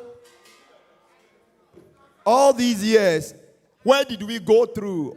How far have we come? And what is the story like? On these screens here, we would see the story in the last 5 years. It's told in the next 2 minutes. Welcome to the 5th anniversary of the Gas Challenge, where the brightest minds from Ghana's top universities. Welcome to the 5th anniversary of the Gas Challenge, where the brightest minds from Ghana's top universities come together to innovate, compete, and showcase their expertise in natural gas engineering. Over the past 5 years, this competition has not only inspired young engineers, but has also made a tangible impact on university curriculums, equipping students with skills directly aligned with the energy industry. Let's take a journey through this year's thrilling competition and celebrate the achievements of the Gas Challenge. This year's Gas Challenge began with a bang as we launched the 5th anniversary celebrations at the Ghana Gas head office. Following a grand ceremony, the schools eagerly awaited the balloting results to see who they would face in this year's groundbreaking new format. Yes, this time, the Gas Challenge introduced an exciting innovation challenge where each university team had to tackle real-world challenges with their own creative solutions. The Innovations Challenge kicked off on day 1 with powerful presentations from All Nations University, Regional Maritime University, and Kumasi Technical University in the morning. Later, Ghana Communications Technology University, the University of Cape Coast, and the University of Mines and Technology faced off, bringing creative solutions to life before the judges. Each team brought their best ideas forward, showing incredible passion and insight into solving challenges. Day 2 continued the competition with fierce energy as teams from the University of Energy and Natural Resources, Tamale Technical University, and Takoradi Technical University showcased their innovations. In the afternoon, it was time for the defending champions, Kwame Nkrumah University of Science and Technology, to take on the University of Ghana and Ho Technical University. By the end of the day, the judges faced the tough task of selecting the top 6 universities to move forward. After intense presentations and Q&A sessions, the 6 best teams emerged for the semi-final round. Making it to the top were Takoradi Technical University, University of Mines and Technology, Regional Maritime University, Kwame Nkrumah University of Science and Technology, Kumasi Technical University, and the University of Cape Coast. The stage was set for an unforgettable semi-final showdown. On November 5th, the semi-finals took place in the iconic Kumaplay Auditorium at KNUST, where the teams returned to the classic 5-round quiz format that has become a hallmark of the Gas Challenge. In the morning session, UMAT faced UCC and RMU in a battle of wit and knowledge.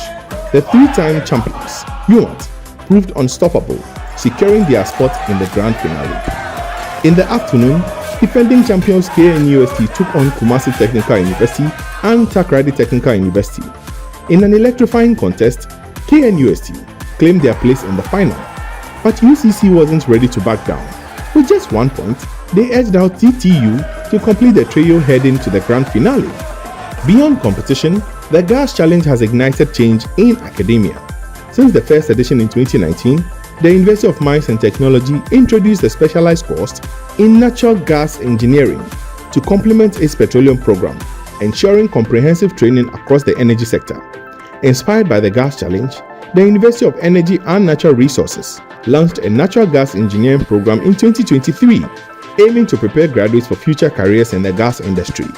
The University of Cape Coast also introduced sustainability engineering and energy studies, shaping the next generation of energy professionals. Through the Gas Challenge, these universities are bridging the gap between industry and academia, equipping students with knowledge and skills that meet real-world demands.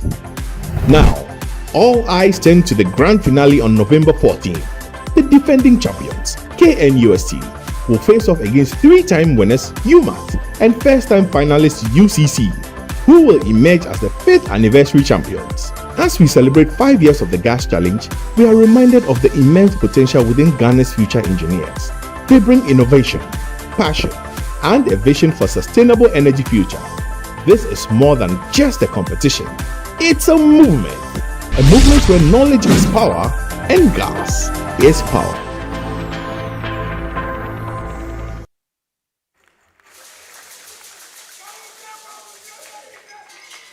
Knowledge is power. Knowledge is power. Is power.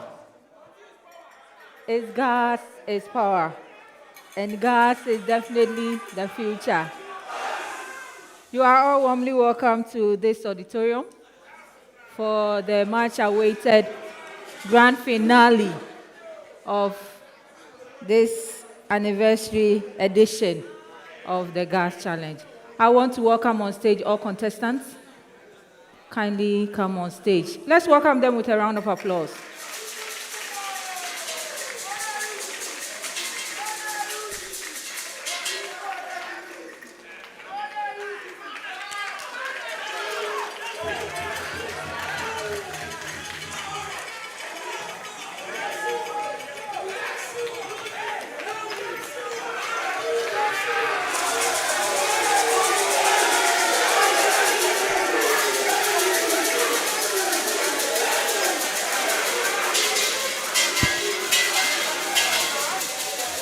All right. Gentlemen, you are all warmly welcome here.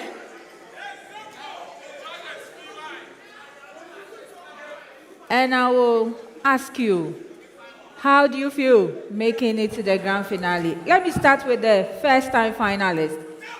CNG, how does it feel to be here? Actually, we are very excited to be here since it's our first time. And then hopefully God is on our side and we are going to make it. All right, thank you. A round of applause to them once again. Kindly introduce yourselves to us. I'm Boati Obed from the Chemical Engineering Department. All right. Darius Donko, BSc Industrial Chemistry. All right, thank you. Three-time winners. What should we expect from you today? Nothing but the best. Nothing but the best. Kindly introduce yourselves to us. 2013, level 200.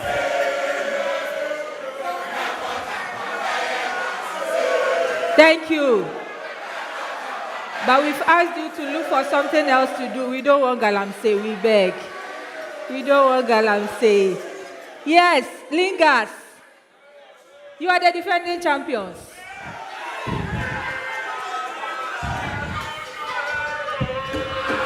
How will today be after we are done? What is the expectation?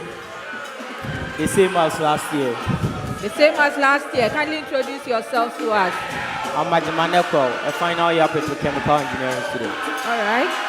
My name is Robert Osefiakwa, final year biomedical engineering student. All right. A round of applause to all of them for making it this far. Thank you very much.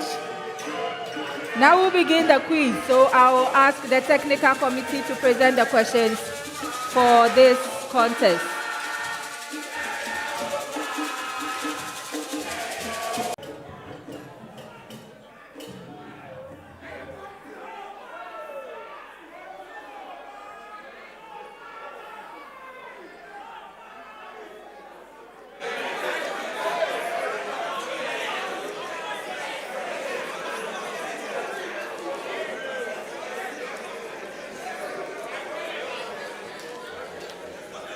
As you can see, this is the grand finale. You see all the things lined up here. It's for us to really show that we are the finalists. All right. Before we start, I'll quickly take you through the rules for the challenge. It's just a reminder, since you are all aware of it. This contest will be made up of 5 rounds, and I will read each question once in English, definitely. And I will always end with yes and your team name, and your time will start ticking after I say that. For all questions that do not require calculations, contestants will have 15 seconds within which to give a correct answer.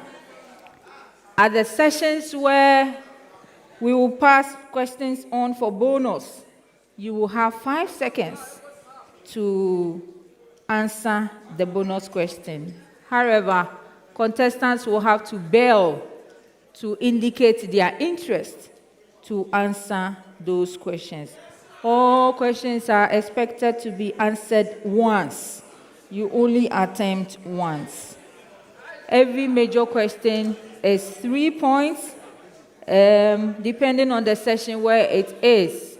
At other areas, I will specify the marks that have to be awarded from round 1 to 4. For round 5, which is the speed race, or that is made up of the riddles, different mark allocation is indicated. And when we get there, I will definitely enlighten you on those rules as well. So we will move to the first round. And this round is made up of open-ended questions. Here, the questions, if wrongly answered by the institution, you can have the chance to bell for it. And so at this point, we will want to try the bells of each institution to make sure that each bell is rightly functioning. So starting from here, per how you balloted. This is 1, this is 2, this is 3. And so I will start from CNG, your bell. We all see the number 1 and the bell, and it is functioning. Yes, condensate. Their bell has an accompanying number of 2. Now lingers. All right. All the bells are working. Here, I want answers exact all through the contest. If you have to give any answer, please exact and go straight to the point. No going round, round, round. I wish all teams the very best as we begin. Round 1. The first set of questions. CNG, your question. Audience, I want to plead with you that you stay calm, and I also want to indicate that we want a very fair contest, and so no whispering, giving signs is permitted in this contest. If our cameras or any of our technical people identify any form of communication between contestants and audience, we are going to deal with that institution adequately. So please, let's have a very fair contest. And let's be moderate in our celebrations. CNG, your question. According to ASME 31.8 and Section 8, what will be the size of a kicker line in a pig trap arrangement for a 24-inch pipeline? Yes, CNG.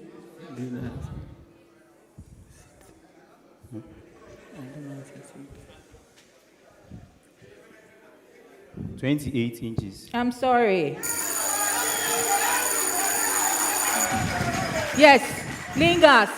26 inches. No, I'm sorry. All right, the correct answer is 8 inches. 8 inches. Condensate, your question. In the operation of pipeline inspection gauges, which trap has its kicker line closer to its closure door? Yes, condensate.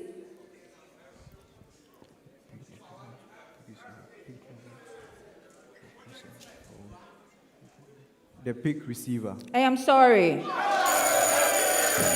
Yes, Lingas for a bonus. Pick travel. Pick travel. I'm sorry.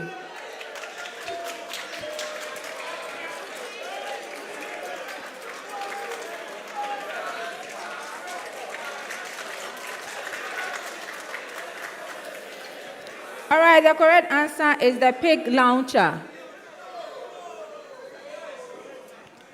Lingas, your major question. According According to ASME 31.8 and Section 8, what pipeline size will a 20-inch major barrel pig trap be suitable for? Yes, Lingas. 18 inches. I am sorry. Yes, CNG for a bonus. 32 inches. I'm sorry. Yes, condensate. 16 inches. I am sorry. The correct answer is 20 inches. Are you tensed?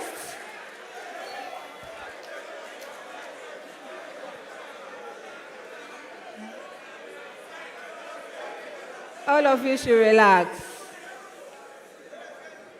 Okay. The next set of questions. CNG, your question. Listen carefully, all of you. The natural gas pricing policy and the gas master plan recommends that gas commodity pricing should be determined based on negotiation among upstream parties and local institutions, including the aggregator. What is the major role of the aggregator? Yes, CNG.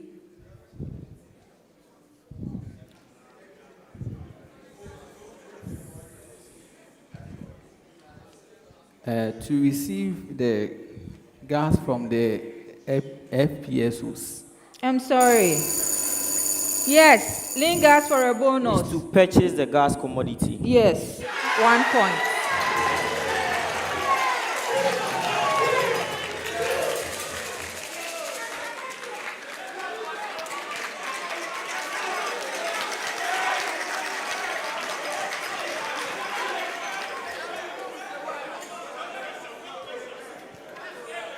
Condensate, your question. Thank you.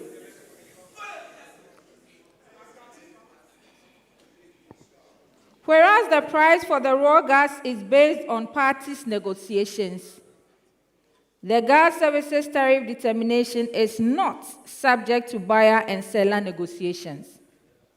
Under what pricing mechanism is the transmission tariff determined? Yes, condensate.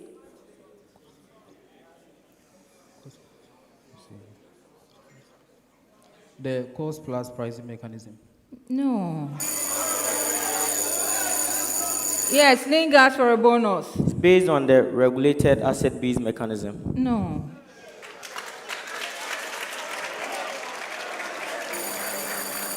Yes, CNG. The upstream gas pricing. No. It's under the regulatory regime. The regulatory regime.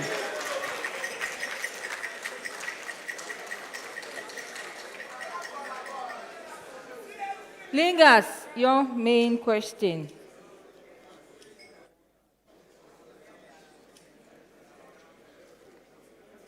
In Ghana's gas markets, the economic regulator is to ensure that the delivered gas price for comparable consumer class is non-discriminatory. Which principle underpins the non-discriminatory objective of the regulator? Yes, Lingas.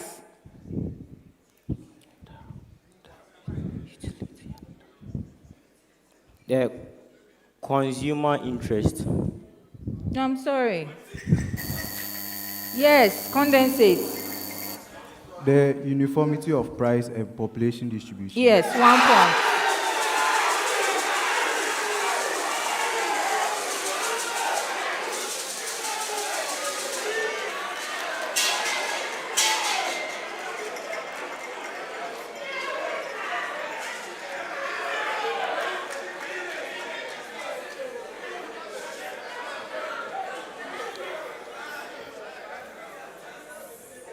The next set of questions, a common preamble to all schools. During the design of pipeline systems, the flow behavior of gas during transportation is affected by several factors of immense importance to pipeline engineers and operators. CNG, your question. Mention two factors that are dependent on the pipeline. Yes, CNG.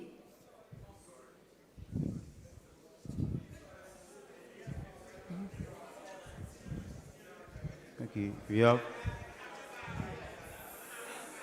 the erosion factor and the pressure. No, I will not take that. Yes, condensate. Pressure drop and pipe diameter. No. Lingas. The relative roughness and pipe diameter.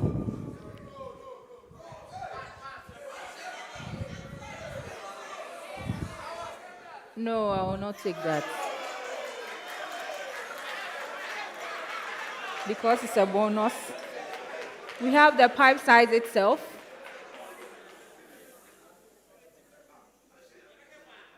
And then we have the pipe grade. We have its thickness. And then we have the pipeline roughness and the drag factor.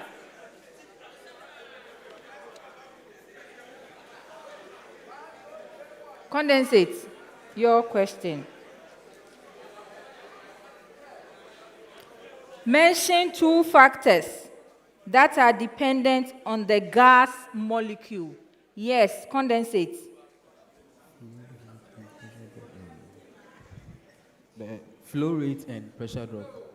No. Yes, lean gas. The compressibility factor and the pressure. No, I can't give you 0.52. No. So, yes, compressibility factor is there, but the pressure is not part. And it's bonus, so I can't give you half of a bonus. So we have the gas composition. The composition of the gas itself, we have the specific gravity, we have the viscosity, and the molecular weight. All right. Lingas, your major question. Mention two factors that are dependent on the system conditions. Yes, Lingas.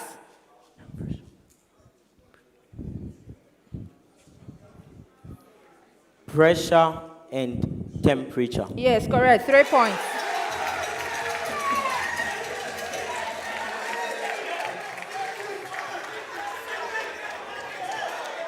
So our interest initially was on the pipeline itself. Then the gas that is going through the pipeline. All right. And then we are looking at the conditions from the surrounding. Okay. The next set of questions.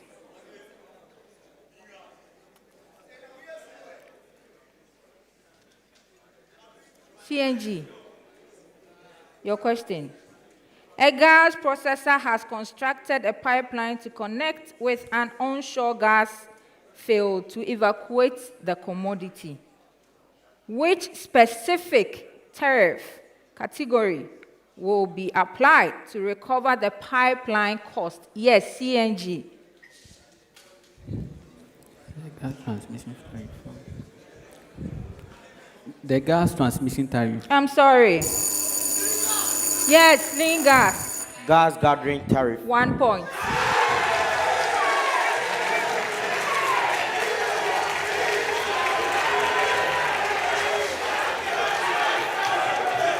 It's a gas gathering tariff. Condensate, your main question.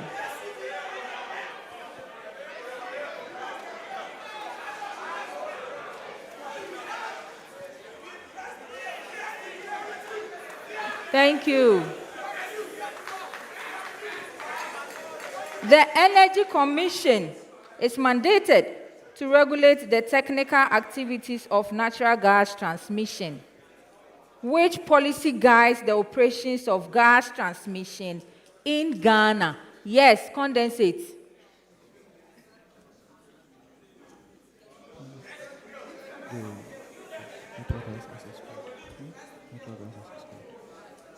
The natural gas access code. Correct, 3 points.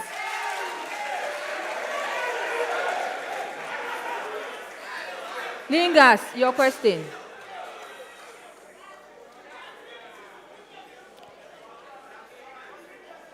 For effective natural gas supply to the end user in a seamless manner, which particular contract or agreement should the gas transportation agreement necessarily reflect? Yes, Lingas.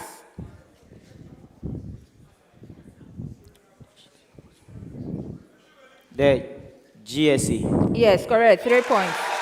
The gas sales agreement.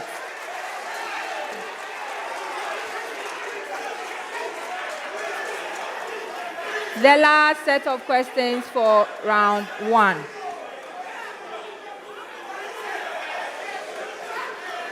CNG. Thank you. Thank you. CNG, your question. What is the chemical formula for cycloheptane? Yes, CNG.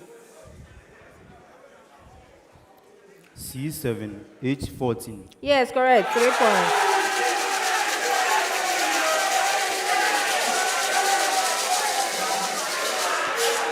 Condensate, your question.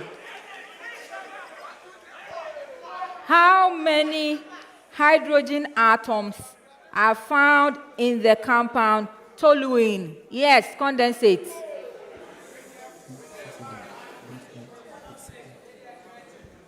Eight hydrogen atoms. Yes, correct. 3 points. Lingas, your question. How many carbon atoms are found in the compound naphthalene? Yes, Lingas. 10. Yes, correct. 3 points. This brings us to the end of round 1. Thank you.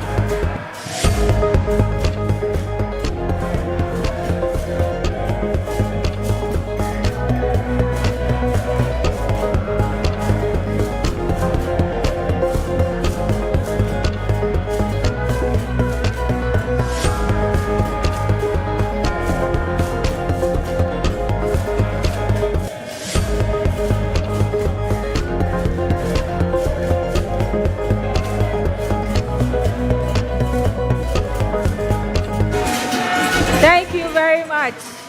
All right, so at the end of round 1, here are the scores.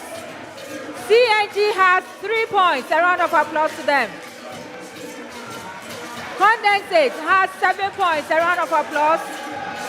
And Lingas has 12 points. A round of applause to them. So we move straight to round 2. Thank you very much. We are grateful. I am enjoying your song, but we'll give you time for it. Thank you. Thank you, thank you, thank you. We are grateful. Thank you so much. Thank you. Thank you, Lingas. Thank you, Condensate. Thank you. Thank you, CNG. We are grateful. Thank you. Thank you, KNUST. Thank you very much. Thank you, UCC. Thank you, UMAT. We are grateful. Thank you so much.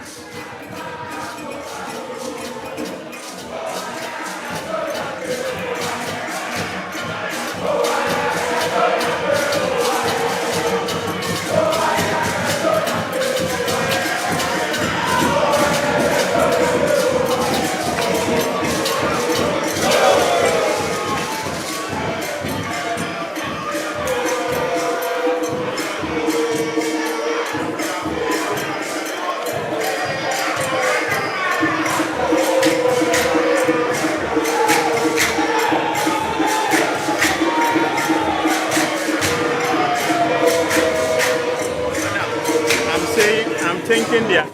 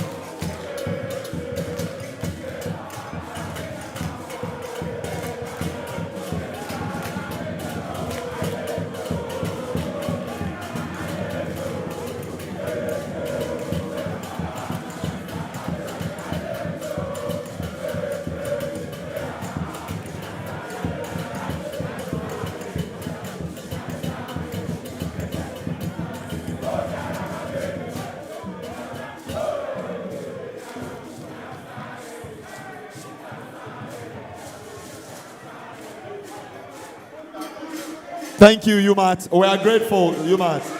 We are grateful. All right, thank you very much.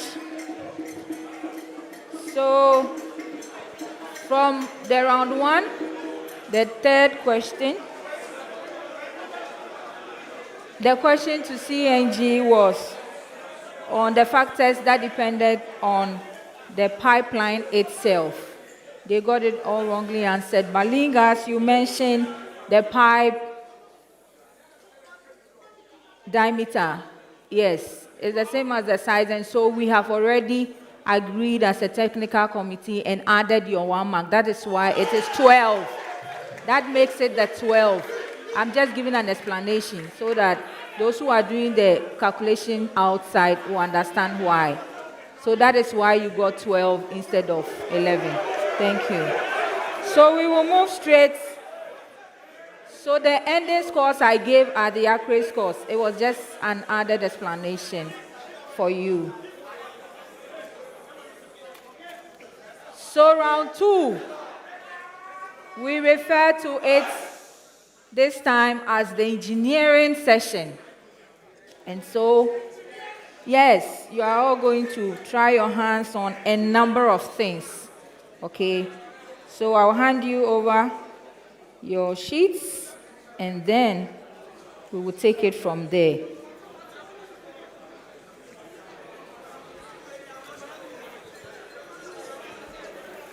So this is your question.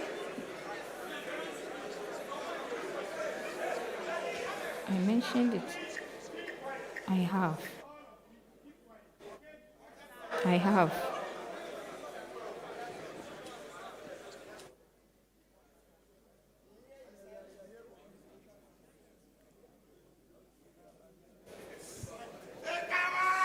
So I will indicate to you which one we are using at every point in time. Sorry. Printed bigger ones for them to have a bigger. Oh, okay.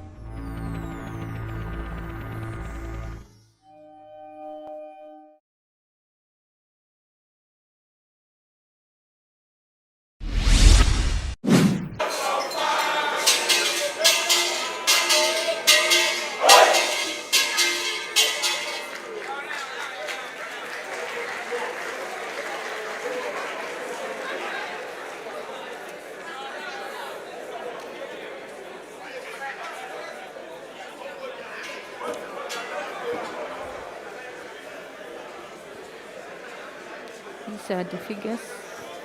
Extra. Have I given you one? Okay.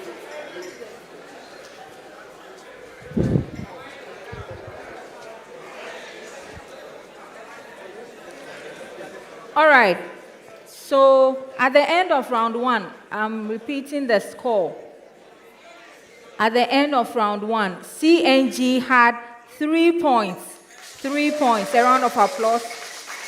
Condensate had 7 points. A round of applause. And Lingas had 12 points. A round of applause. So we move straight.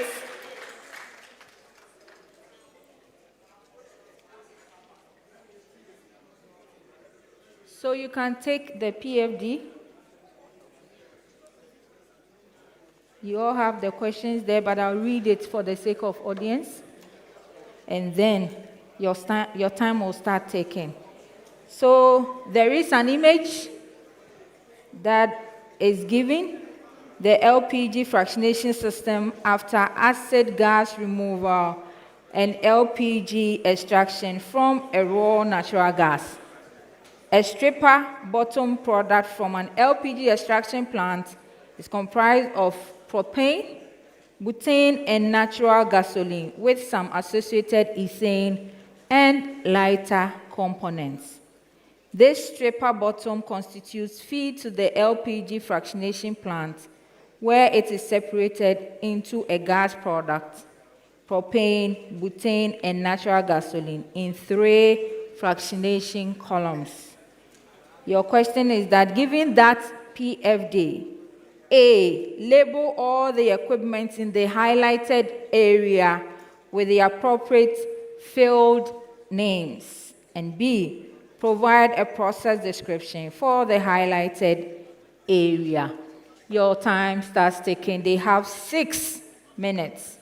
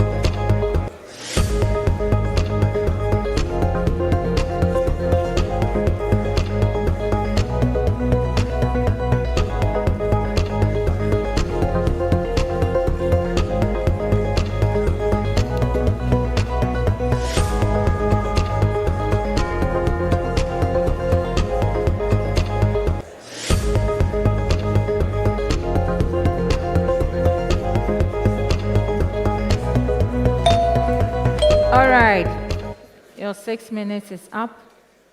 I'll take your answers. Please, your answers. Write your team name on it. All right, thank you.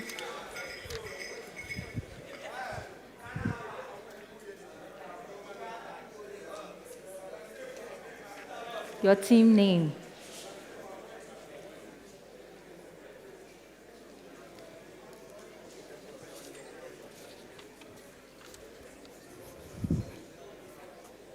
This one.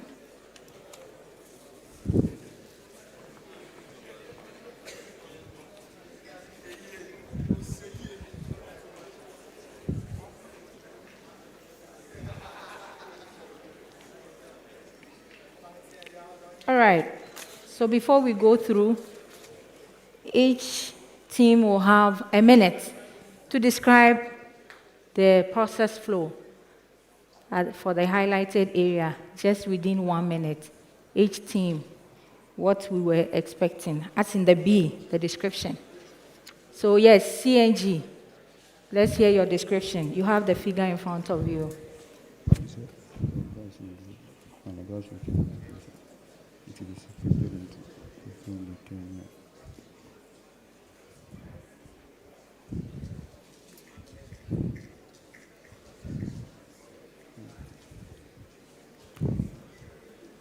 So it's a LPG fractionation system, and in the process, it is used to remove the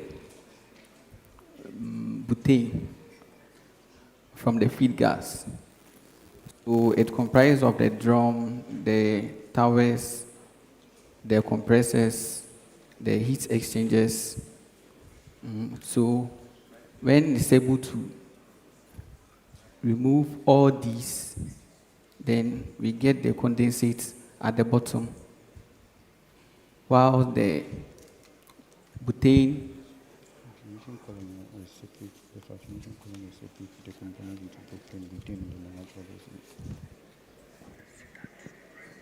Okay, so the fractionation tower will separate the various components into propane, butane, and then natural gasoline, where the natural gasoline goes to the absorber, and also the propane and butane also goes to their appropriate locations. Okay, thank you. You've spent all your time at just 1 point. I'll give you 0.5 out of 2 for the oral side. Yes. Condensate, describe the process. Okay, so the debutanizer in the highlighted area receives its feed from the depropanizer. And in the debutanizer, the columns separate the feed based on their densities, of which the the butane that is being gotten from the process moves to the heat exchanger for heating, for exchange of heat. So from the heat exchanger, it moves into the condenser for it to be condensed, and the condenser also sends this condensed butane into the pump for it to be pumped. So the pump pumps the butane to increase the pressure, that's boosting it for transportation to the sales line. So the butane that is being gotten down moves through the pipeline to the butane section. Then the bottom side of the...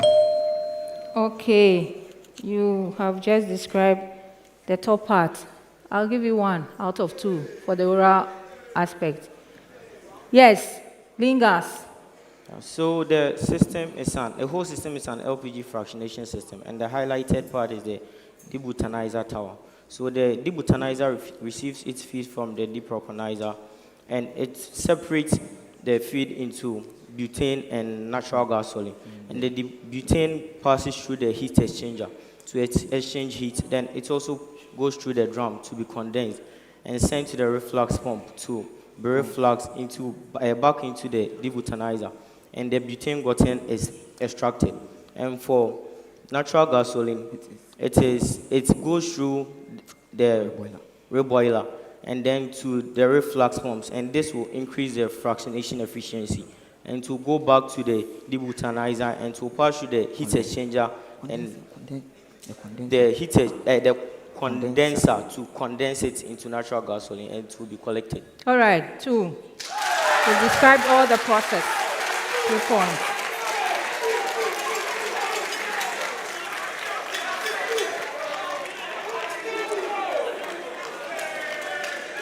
And then we will go through the equipment highlighted.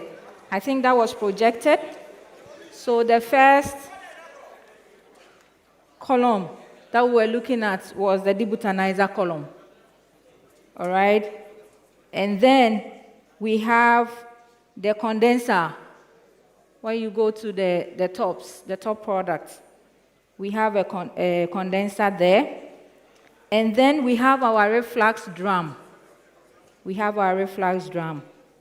So from the reflux drum, then the pump pumps that, and a section of it is sent back into the fractionation column or the debutanizer, and then the product is drawn also. When you look at the bottoms, you see that part of it comes out, and then part of it through a cooler. You see that it is cooled off, the product, the one at the bottom, but a part of it is pumped into the reboiler, okay, where that is vaporized and sent back to the bottom of the column. You all agree?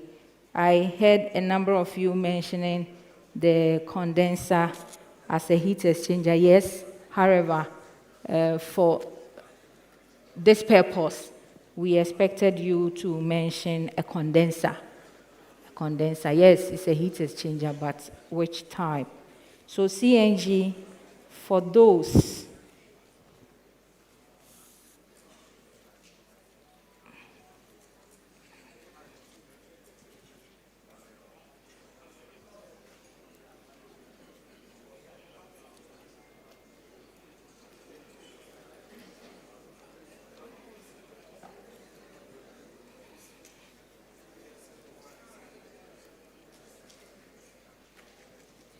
So there are 7 of these, and each of them goes for 0.5.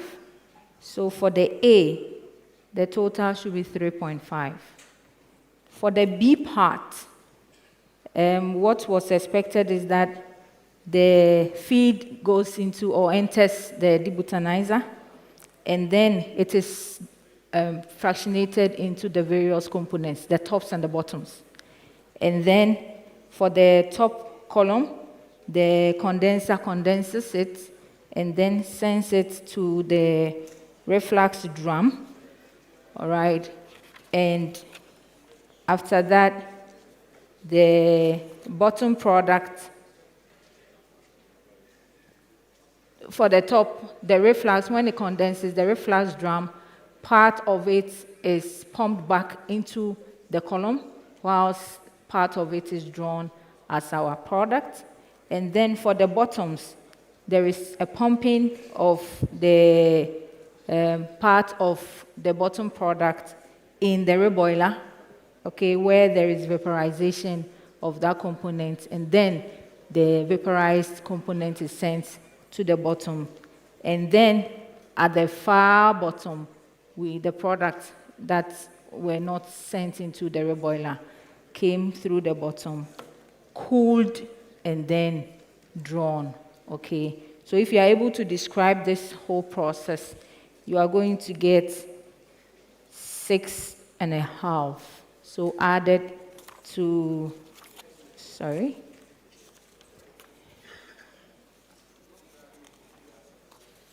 Yes, then you get 10 points for this question. So I will award your marks based on what you wrote.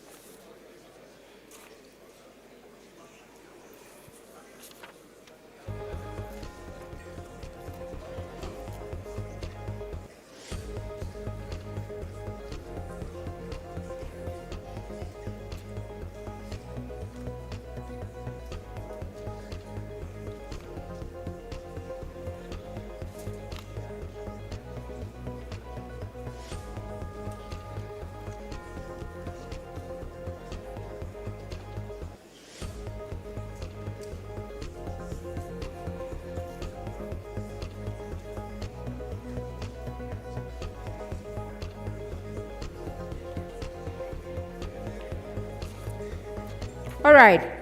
So, from what all the teams have done,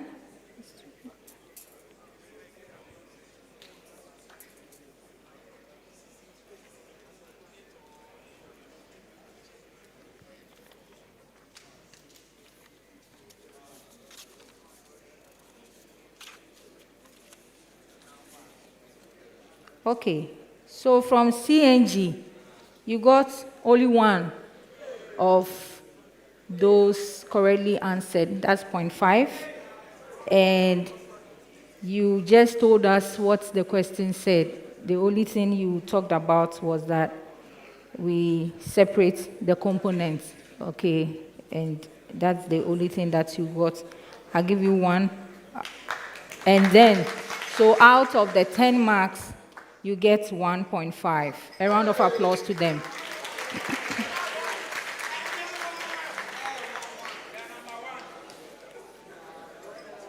Condensate. You had 3 out of the 7 correctly answered. And so that part is 1.5. Then for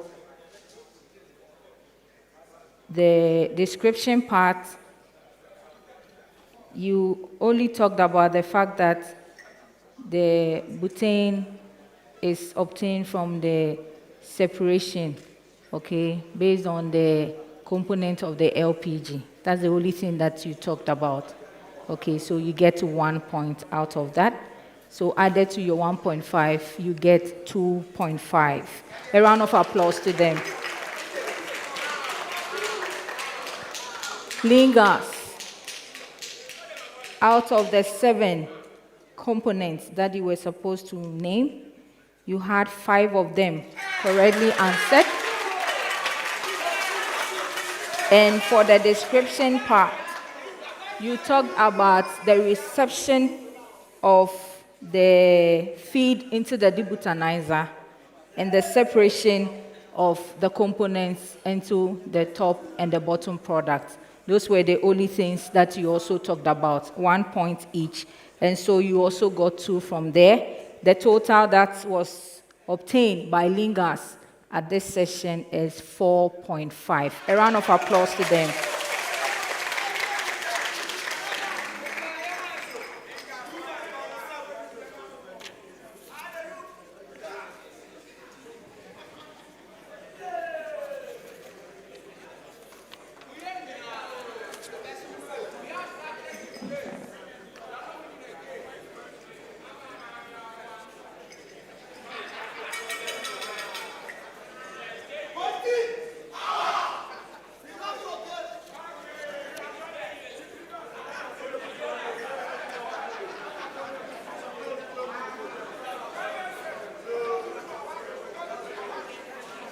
All right, so take the second figure that you were given.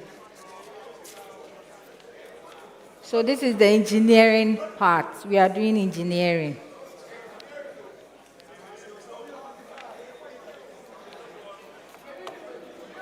Figure B, you all have that. It says, A, identify the vessel or system shown in the figure. And B, you are supposed to label the parts that have been indicated 1, 3, 5, 6, 7, and 8, as indicated on the figure. And then C, what is the use of the component labeled 6? And what is the use of the component 1? You are supposed to write that on your sheets. You answer that on the sheet. And you have 5 minutes, or you can take any other sheet and answer it. But you have 5 minutes to do that, after which I'll collect it and mark. Time starts.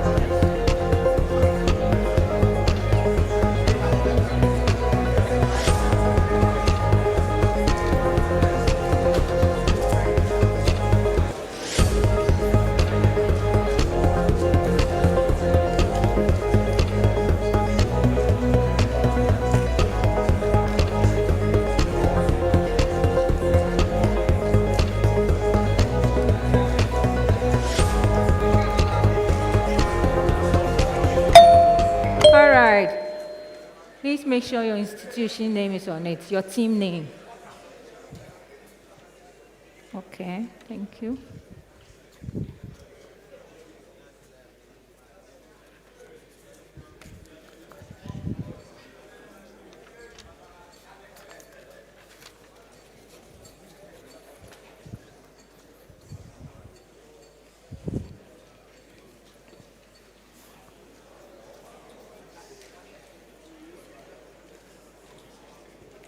All right, so I believe the figure is projected so that everybody sees it.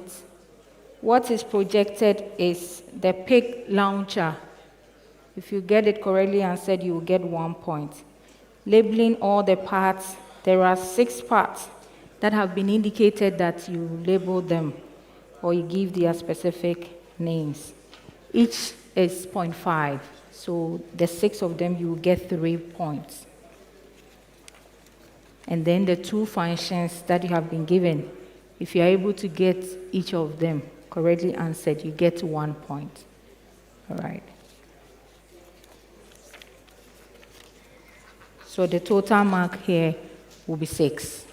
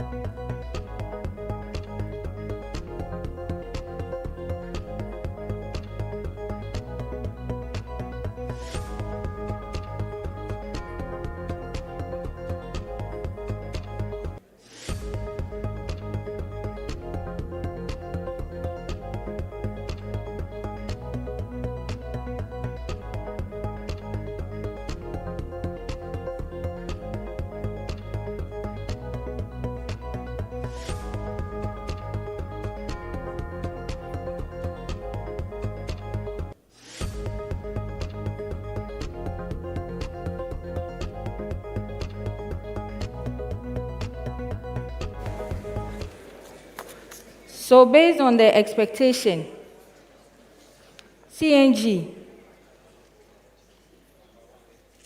you didn't get the figure correctly answered, and for the other parts, you got only 2. That makes it 1 point, because I stated that each is 0.5. So you got 1 point. And since you didn't get the equipment, you couldn't really tell the use. Once you get the equipment wrong, the component wrong, then the its usage definitely was wrong. So out of the 6 points, they got 1. A round of applause to them. It's a pig launcher. Condensate had it correctly answered. And then they had 5 out of the 6 components correctly answered. That is 2.5. And then your usage, you didn't get them correctly answered. So you got 2.5 for the parts and then 1 for the actual name. So total, you got 3.5 out of 6. A round of applause to them. Lean gas, you had the pig launcher correctly answered. And then you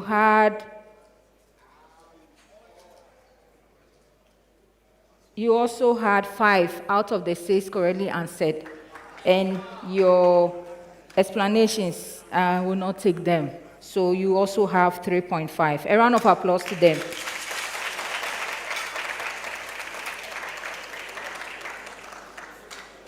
So 1, 3.5, 3.5. Then we move to the last question for this round. The last question. This is engineering. It's been quite involving. The last question for the round. Here also, you have a figure, and then you are expected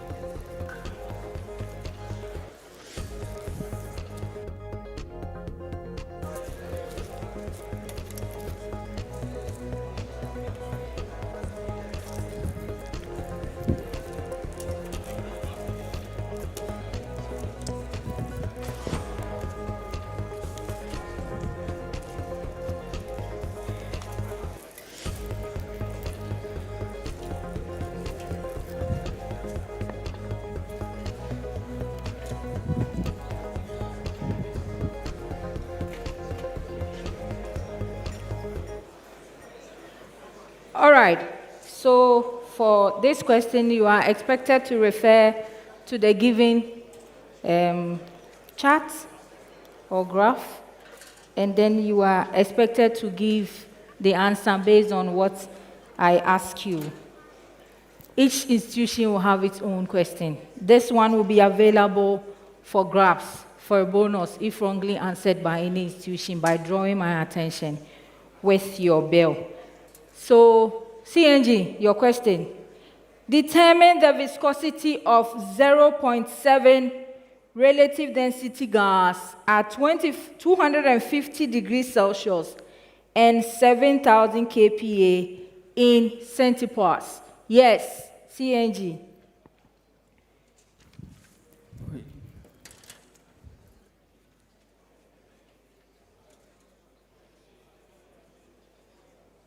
45 seconds. 45 seconds, sorry.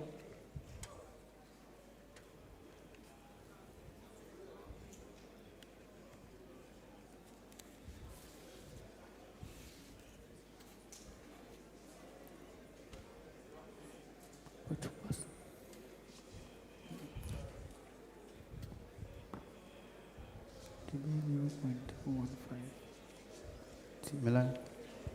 Speak, please. Where's Milan? Here is 0.015.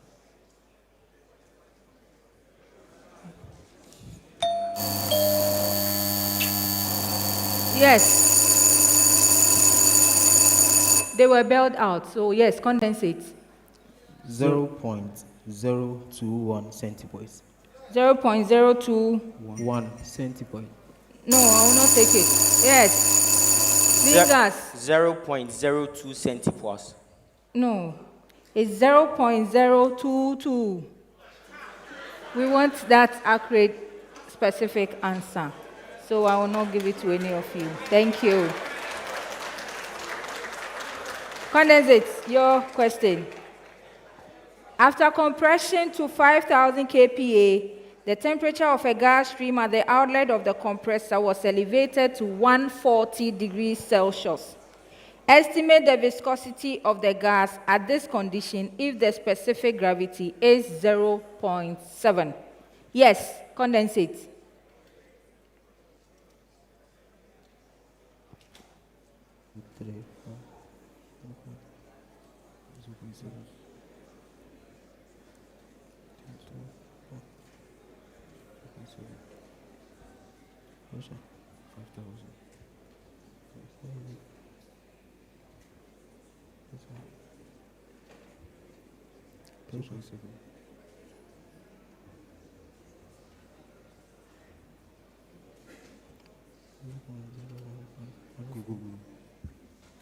Zero 0.014 centipoise. No. Yes, CNG. 0.016 centipoise.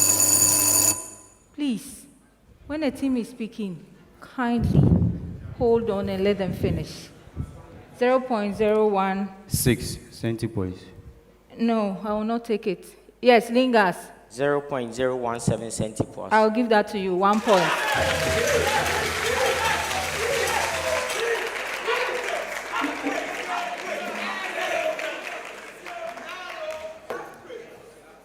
Your major question, Lingas.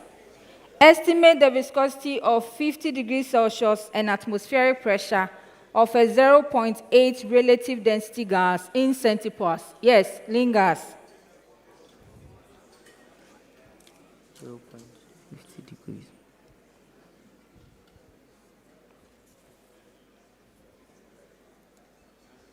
Oh, my pressure. Atmospheric pressure. Yeah.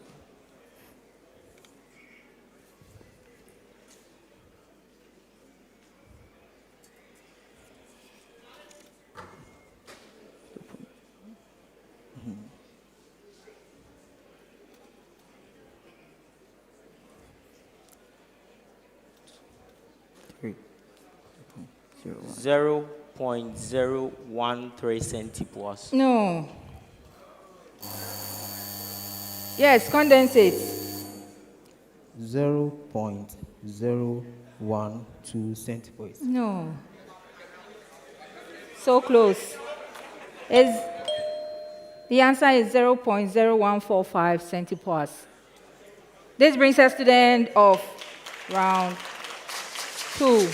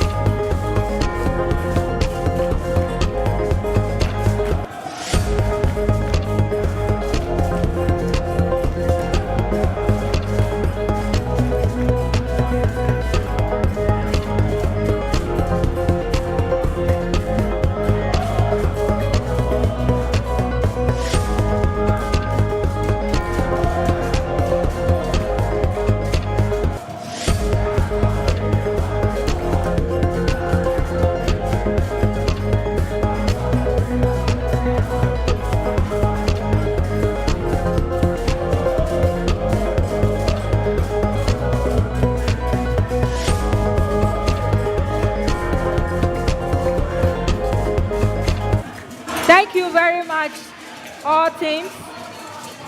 So, at the end of the second round, here are the scores. CNG has 6 points. A round of applause to them.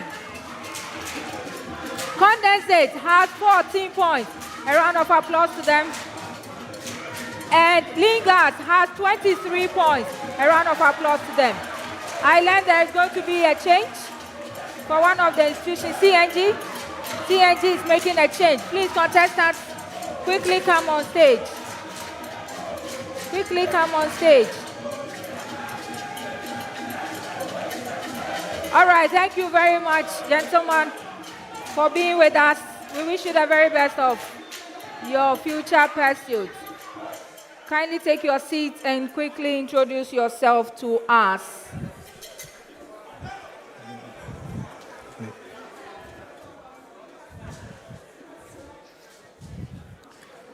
Yes, sir. My name is Foster Heliga, Industrial Chemistry, final year. All right, thank you very much, Foster, for joining us. We move straight to round 3, which is the multiple choice question. I will give statements and give corresponding answers where institutions have the chance to give us the correct answer. If it is A, you just say A, or you state whatever it corresponds to. But once you say the two together, make sure both of them are exactly what we are looking for. All the best to all of you. The first set of questions. CNG, your question. The car power ship was relocated from the east to the west to support the power generation capacity in the west. Which correct chain of Ghana gas stations supply gas to the ship? A, AIS, EDS, TDS. B, AIS, TDS, SRMS. C, DVS1, TDS, SRMS. And D, TDS, WAPCO, RMS, and SRMS. Assume all the abbreviations are their usual meanings to all of you. Yes, CNG. C. I'm sorry, the correct answer is B. Yes, condensate. What is the correct sequence of Ghana gas stations used to supply lean gas into the reverse flow pipeline network? A, AIS, EDS, WAPCO, RMS. B, PRMS, TDS, SRMS. C, AIS, TDS, WAPCO, RMS. And D, SRMS, TDS, WAPCO, RMS. Yes, condensate.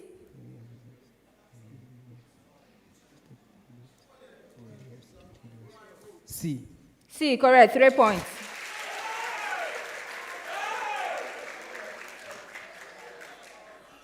Lingas, your question. What is the correct sequence of Ghana gas stations used to supply lean gas to Amandi or Twin City power plant? A, EDS, TDS, WAPCO, RMS. B, AIS, TDS, SRMS. C, AIS, TDS, DVS2. And D, SRMS, TDS, DVS2. Yes, Lingas.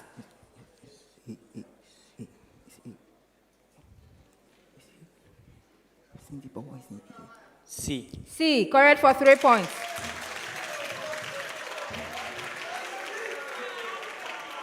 The next set of questions. CNG, your question.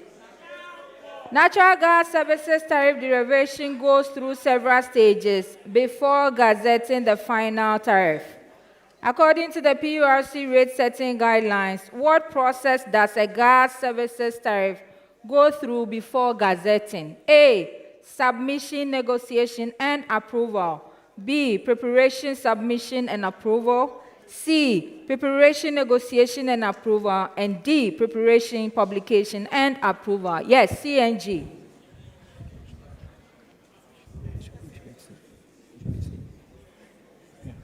C. I'm sorry, the correct answer is B. Condensate, your question.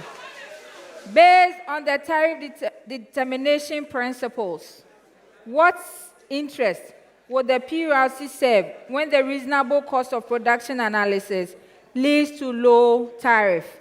Statement.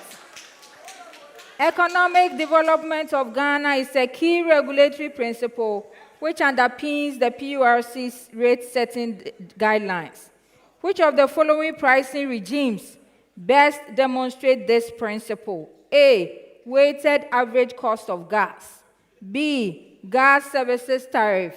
C, discounted industrial development tariff. And D, commodity tariff. Yes, lean gas. C. C, correct. 3 points.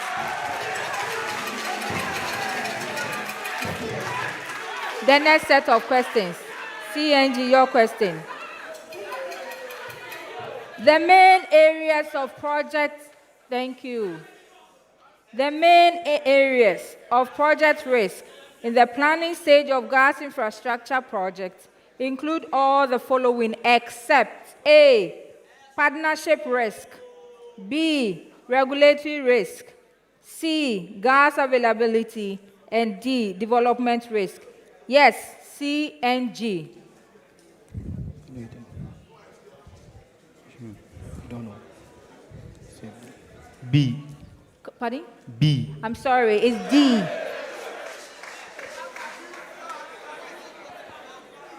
Condensate, your question. Thank you. What type of risk affects the early experience of product value resulting in loss of competitive advantage in projects? A, performance risk. B, schedule risk. C, cost risk. And D, resource risk. Yes. Condensate.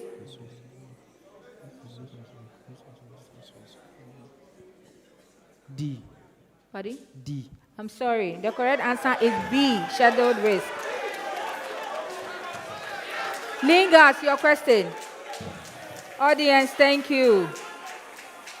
Audience, thank you. A typical gas sales agreement executed between a shipper and end user may contain all the following except A, gas specification, B, hazard and operability study, C, delivery location or locations, and D, payment mechanism. Yes, Lingas. B. B. No, I'm sorry. It's B. It's B. You said B. I said B. You said B. Yeah, B. Okay, thank you. Kindly speak into your microphone so I can hear you well. Thank you.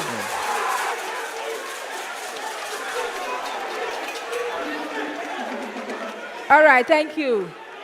The next set of questions. Easy, easy, easy. Easy on us. The next set of questions. CNG, your question. Which countries do the Sustainable Development Goals prioritize? A, developed countries. B, developing countries. C, both developed and developing countries equally.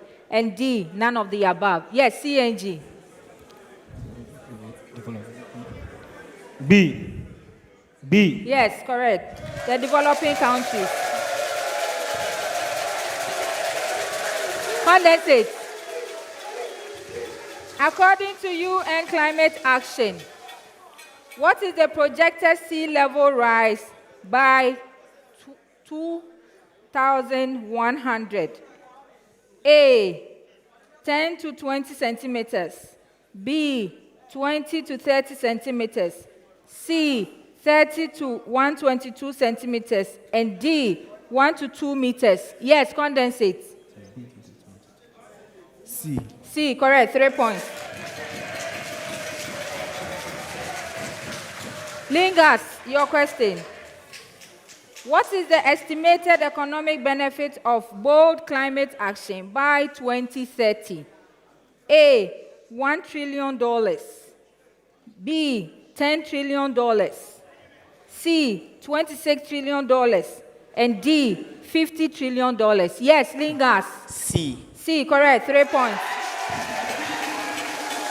The last set of questions for round 3. CNG, your question. Thank you, audience.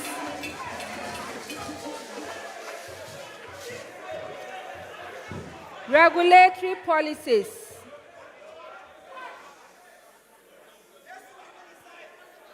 CNG, your question. Audience, please. Thank you. Regulatory policies in the natural gas industry undergoes many phases. In a mature market where there are multiple buyers and sellers, what would be the most suitable pricing option? A, export parity price.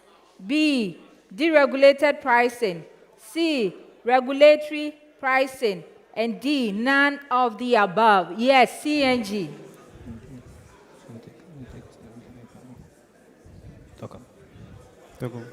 C. I'm sorry. It's deregulated pricing, which is B.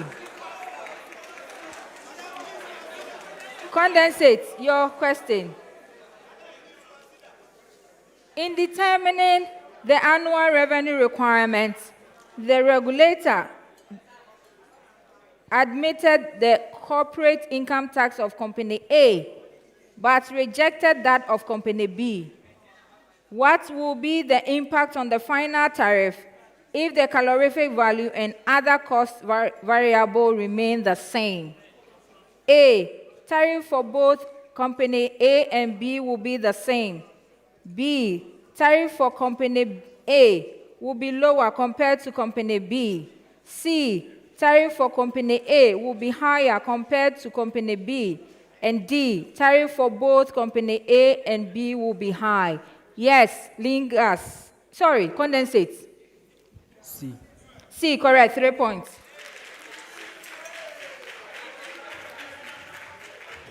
Condensate, your question. In determining the regulated asset base, the regulator admitted the value of Company A's new pipeline asset and that of Company B. What will be the impact on depreciation and return on regulated asset base? A, both depreciation and return will increase. B, both depreciation and return will decrease. C, depreciation will increase whilst return decreases. And D, none of the above. Yes, lingers. Return will increase. None of the above. I'm sorry, the correct answer is A. That brings us to the end of round 3.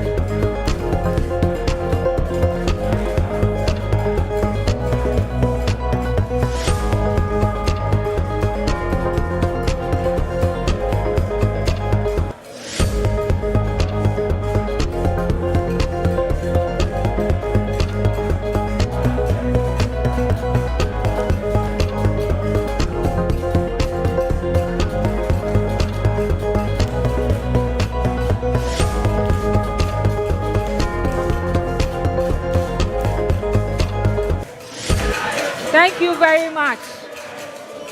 So at the end of round 3, here are the scores. CNG has 9 points. A round of applause to them. Condensate has 23 points. A round of applause to them. Elingas has 35 points. A round of applause to them. So we move to round 4. Before that, Lingas will want to make a change. So the one leaving, thank you very much for being with us. It was a pleasure working with you. We wish you the very best. We wish you the very best.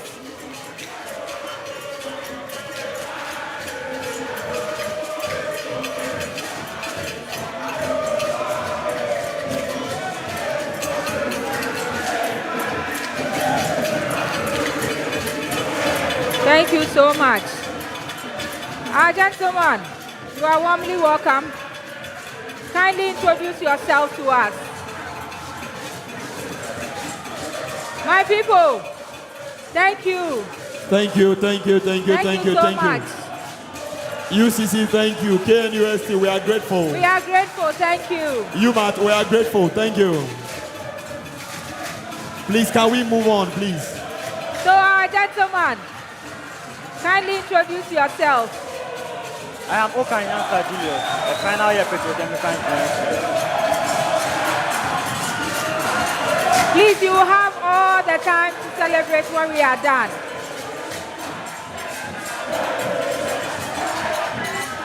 All right, gentlemen, kindly introduce yourself. I am Okanyansa Julius, a final year petrochemical engineering student. A round of applause to him. You are warmly welcome. We will move straight to round 4. Thank you.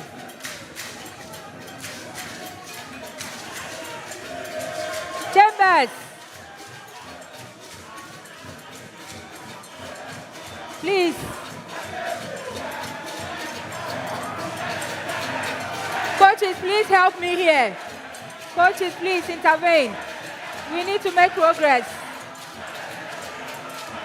Thank you very much. Thank you. Thank you so much. All right, so round 4 is just one question on commercial. So one question to each institution. This is commercial. And you will have 60 seconds within which to give a correct answer. If you are not able to correctly give an answer, it can be grabbed with the indication of the bell. All right. So round 4, only one question to each institution. So CNG. In 2022, 20 mm scarf of gas was supplied to VRA for power generation at a cost of $0.005 per scarf. This translates to approximately 3,000 barrels of oil equivalent. Assuming the average price of crude oil during the period was $100 per barrel, determine the monetary savings in dollars as against the use of liquid fuel, which is crude oil. Yes, CNG, 60 seconds.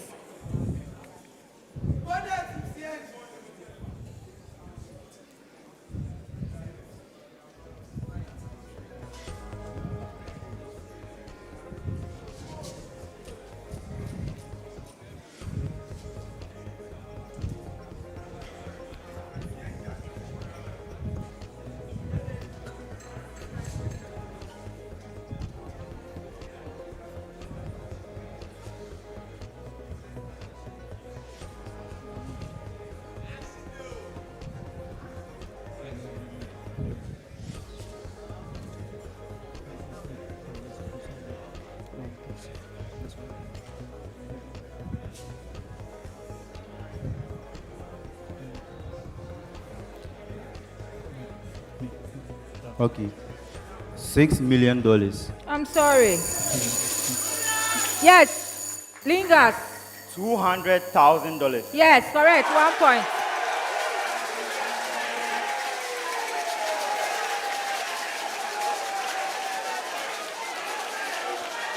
Condensate, your question.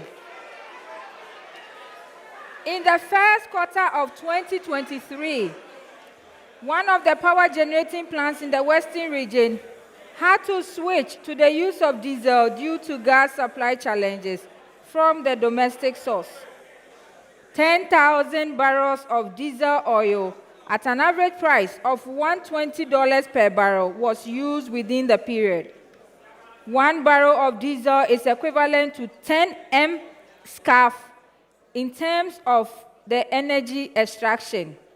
How much extra was spent, assuming the price of gas that company is $0.005 per scarf? Yes, condensate.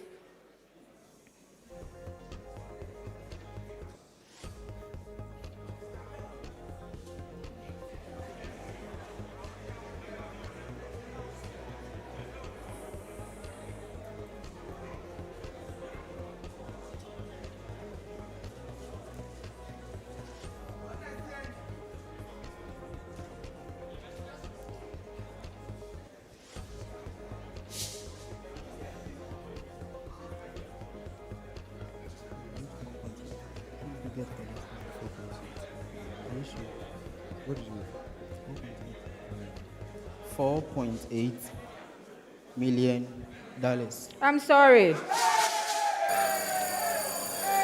Yes, CNG for a bonus. $500. No. Yes, Lingas. $700,000. Yes, 1 point.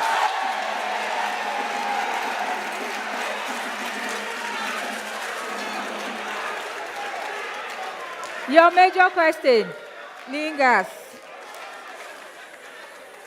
A power generating company, audience please, thank you. A power generating company intends to convert its liquid burner system and accessories to be able to use lean gas from domestic source at a cost of $75,000. It is estimated that 100 mm scarf of gas will be required annually to replace the 8,000 barrels of oil equivalents that would have been used as liquid fuel within the period. The average price of lean gas is $0.005 per scarf, and that of crude oil is $100 per barrel. How long will it take for the savings obtained from switching to gas fuel be able to offset the cost of the conversion? Yes, lean gas.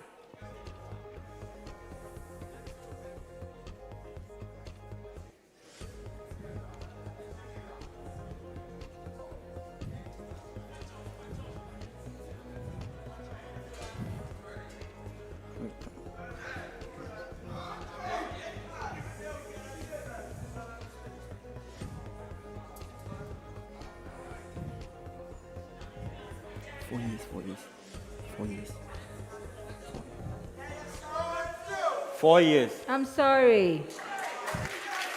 Any of you can grab it for a bonus.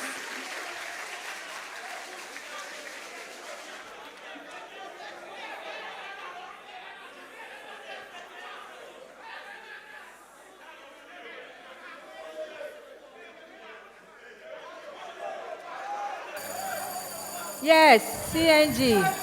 CCS. No. It's actually 3 months. Just 3 months. Thank you. So, there were only 2 bonuses grabbed by Lingas. Each of them had their questions wrongly answered. So, added to their initial score, we have CNG retaining its 9 points. A round of applause to them. Condensate keeping their 23 points. A round of applause. And Lingas at 2 points to their 35, making 37 points. So we move straight to the final round, which is the speed session, which is also referred to as the Riddles.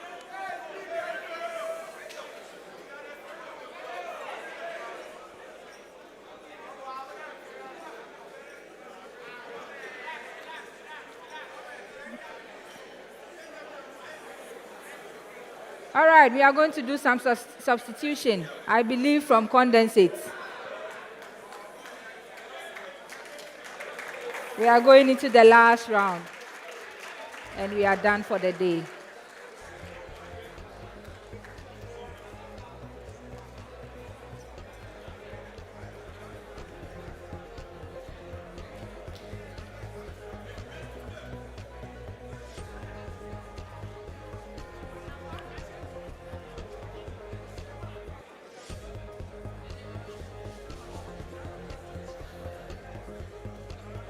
Okay, so whilst we do the substitution, we just want to acknowledge the presence of State Interest and Governance Authority, SIGA, and the Minister for Public Enterprises, Honorable Kujo, is in the house once again. He's been here with us for the last 5 years. He's here again.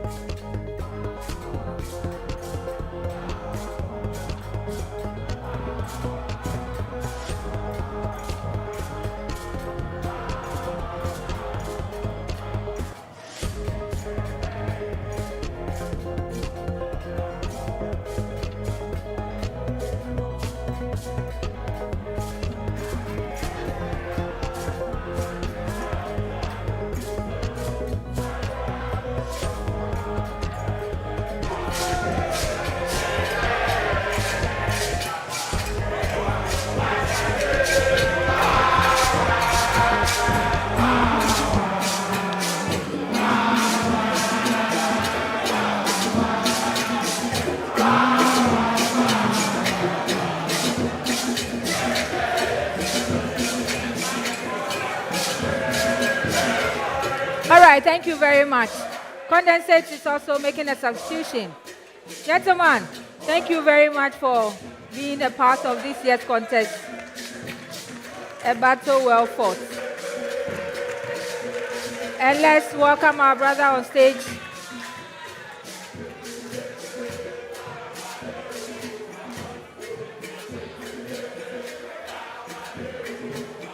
Thank you.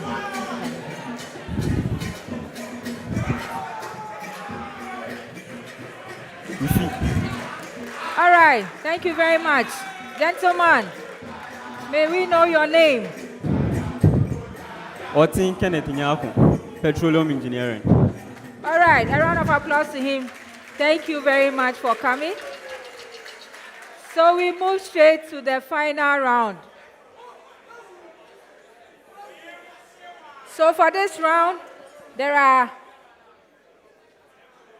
3 clues that I will give. If you get the question correctly answered on the first clue, you get 5 points. If on the second clue, you get 3 points. And on the last clue, you get 2 points.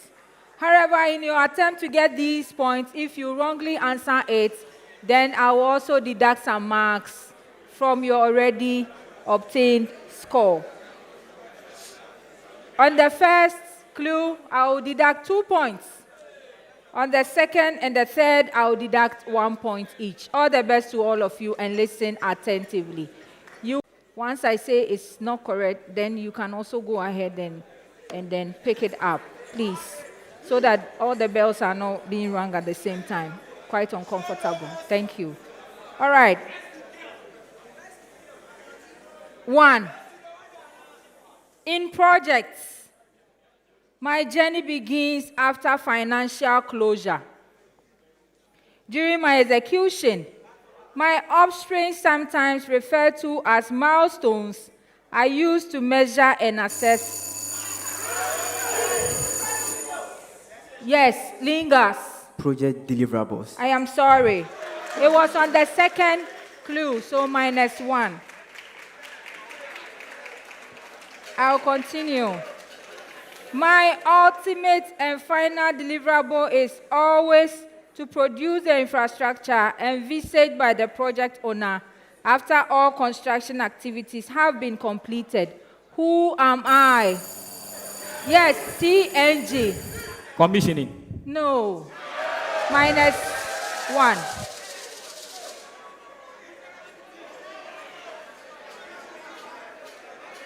Will condensate attempts? All right. Is the EPC or the EPCC? Engineering, procurement, construction, and commissioning, or engineering, procurement, and construction? 2. I am of the firm principle that all consumer classes must have even price. Yes, condensate. Uniformity of price and population distribution. I'm sorry, -2. Yes, CNG. Harmonization of natural gas pricing policy. No, -2.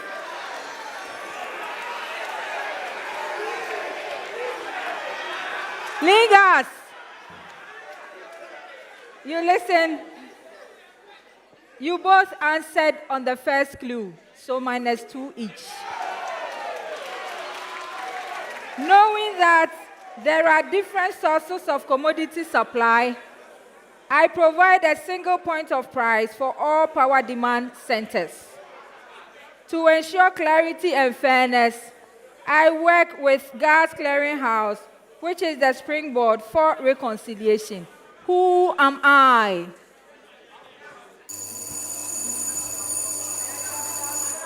It's only Lingers that can answer this question. Yes. It's the WACOG. Yes, WACOG. 2 points. 2 points.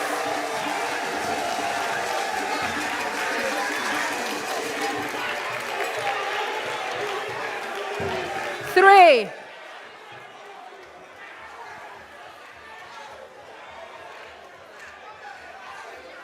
Thank you, audience. I am a product. Audience, thank you. I am a product of historical lessons aiming to avoid resource curse. I am the framework for efficient natural resource rent management, aiming to account for oil and gas receipts and expenditures. I am the act. Yes, condensate. The Petroleum Revenue Management Act. Correct. It was on the last clue, so you get 2 points. I will complete the riddle. I am the act which authorizes PIAC to monitor and evaluate compliance by government and allied institutions. Who am I? We move on to 4.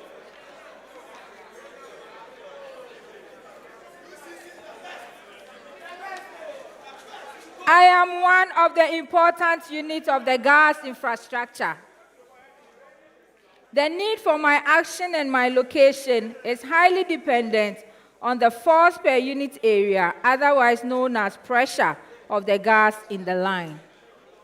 Some of my subunits include scrubbers, Compressor station. Yes, Lingas. It's the compressor station. Yes. It was on the last clue. 2 points. 2 points. I will complete it. Some of my subunits include scrubbers, cooling fans, and dehydration systems. Who am I? And it's the compressor station. 5.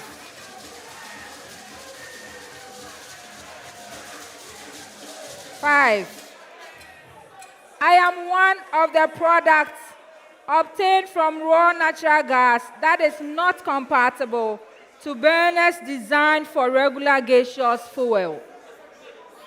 My presence in the export pipeline can easily lead to serious problem of two-phase flow. I am not responsible for hydrate formation, but my name is synonymous with the product obtained from cooling steam. Who am I? Yes, Lingas. Condensate. Condensate, 2 points. Condensate, you are here, we are describing you. Condensate, you are seated, and we are describing you. And you allow Lingas to grab it. Wow, what a contest. What a contest. The last riddle for the round and for the contest. Please allow us.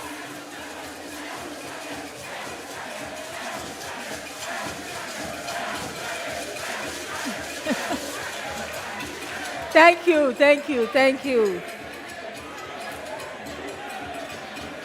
My magnitude increases as molecular weight increases in hydrocarbons. Yes, CNG. Density. No. Yes, condensate. Speak. Speak. No, you can't be thinking. Speak. The gas compressibility. No. Both of you -2. It was on the first clue.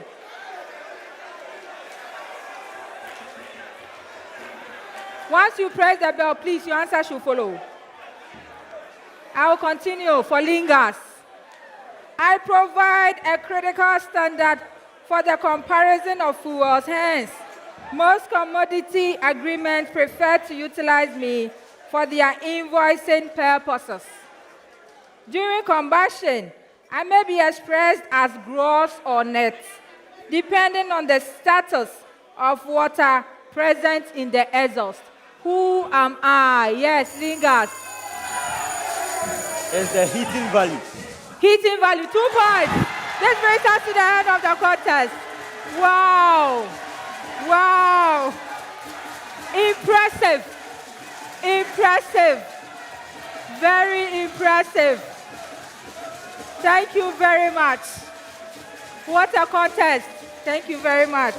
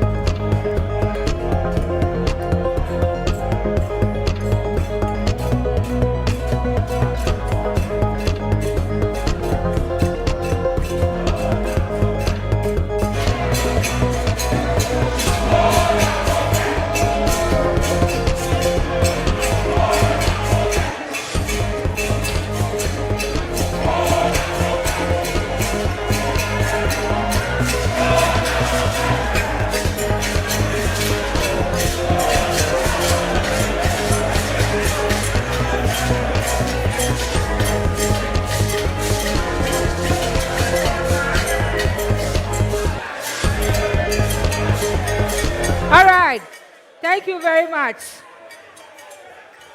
So at the end of this anniversary edition of the Gas Challenge, here are the scores. Indeed, this has been an impressive performance. CNG, our first-time finalist, ended the contest with 4 points. A round of applause to them. Condensate, our three-time winners, ended this contest with 21 points. A round of applause to them.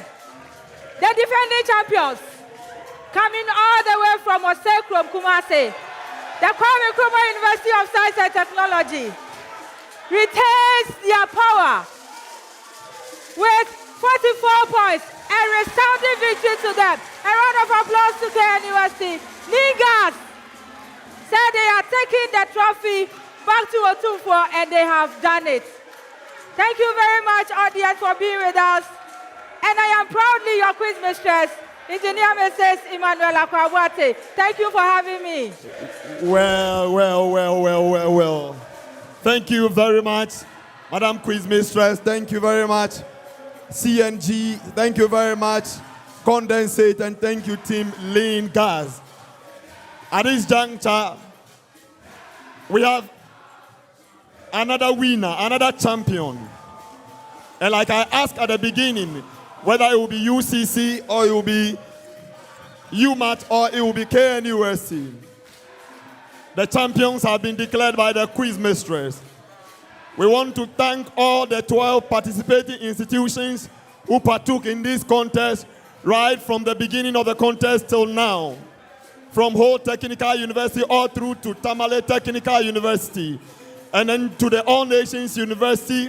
Then we came to Regional Maritime, Ghana Communications Technology University, University of Ghana, Takoradi Technical University, University of Cape Coast, Kumasi Technical University, the University of Mines and Technology, University of Energy and Natural Resource, and the Kwame Nkrumah University of Science and Technology are defending champions who have retained their title once again. At this juncture, ladies and gentlemen, we would zoom in straight away to the presentation of our prizes. We'll be doing the presentation of our prizes.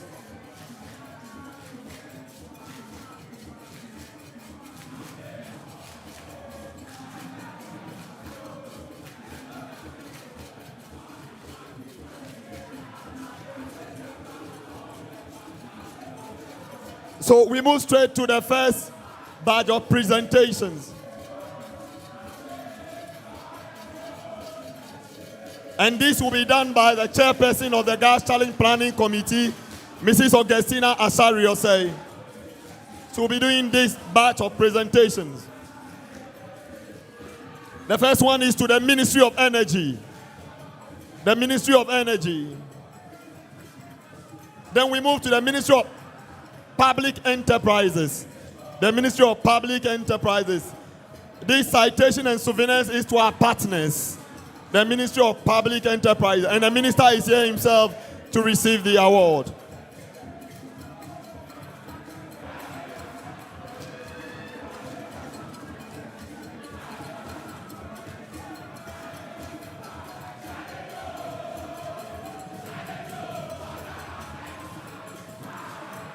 Right, madam, we are grateful to you.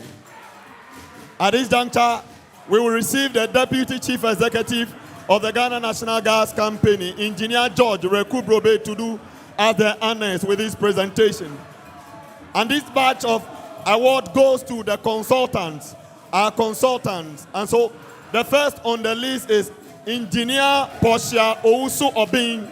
Engineer Portia Owusu Obin for such a good job she did with us. Madam, we are grateful to you. Engineer Portia also being works with the Petroleum Commission.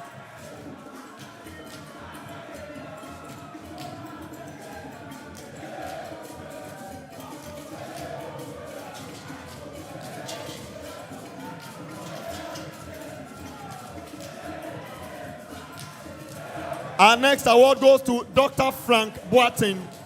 Dr. Frank Boateng Dr. Boatin is part of the consultant and the technical team as well. Dr. Boatin, Dr. Frank Boatin.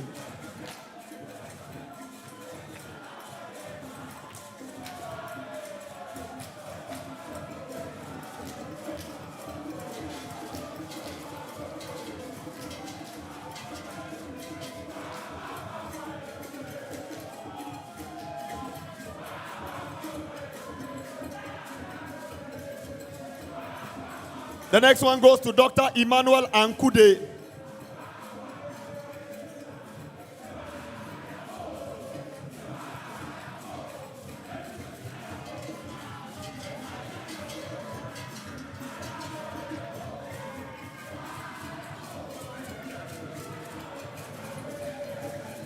Thank you. And the last one, sir, before you sit down, sir.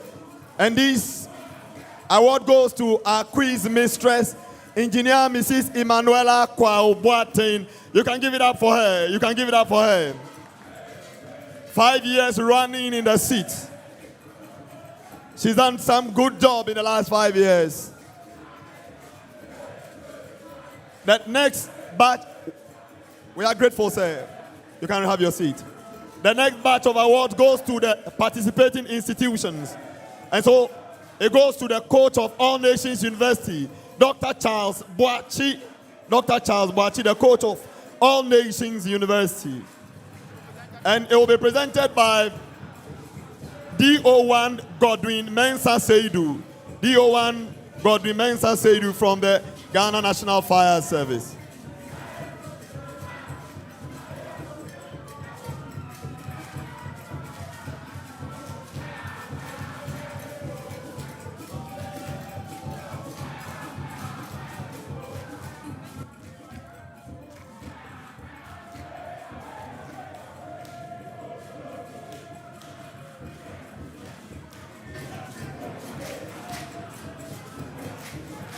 Thank you, sir.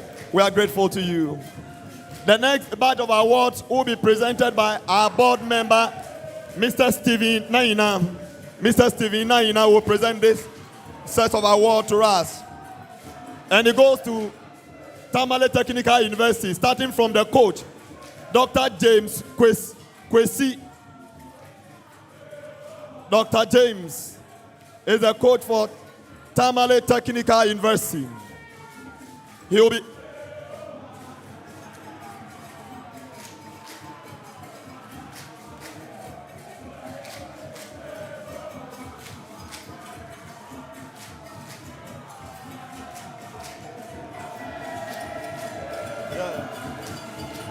All right. We are grateful. No, sir. Please wait.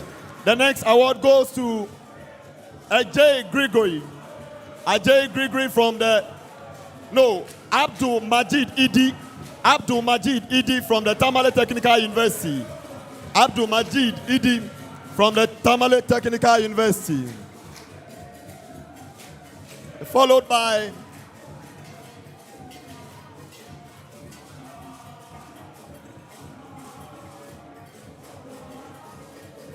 Wikpen Mingomi Basil. Followed by Wikpen Ngomi Basil.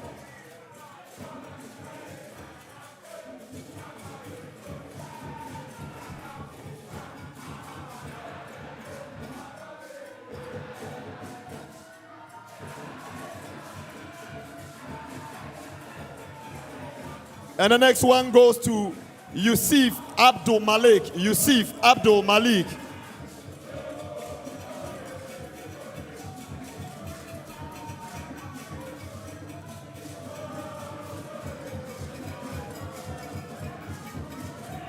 Sir, we are grateful unto you. Thank you very much, sir.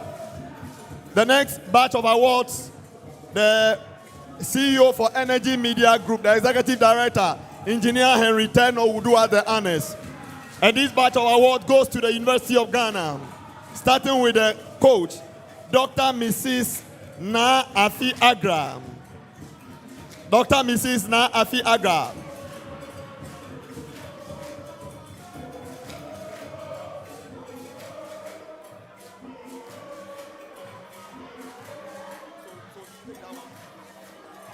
The next one goes to Jane Caroline Jifa Novice.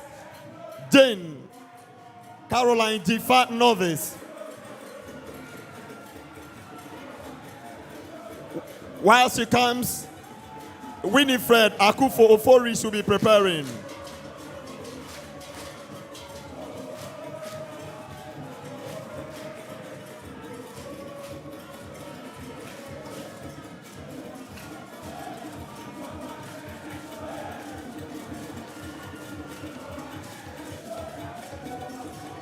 The next award goes to Winifred Akufo Ofori.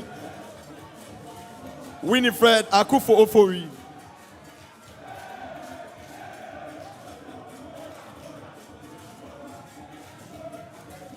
And the next one goes to Joseph Opoku Efriye from the University of Ghana.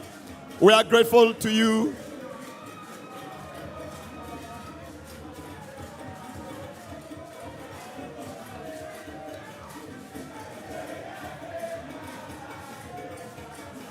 Thank you very much, sir. We are grateful.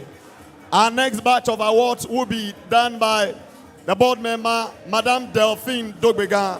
She will do us the honors.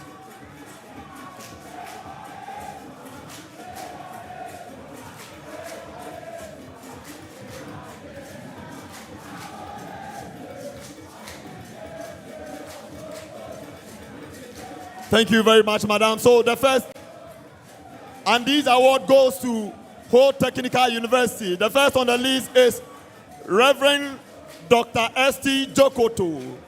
Engineer Reverend S.T. Jokoto. Ho Technical University coach.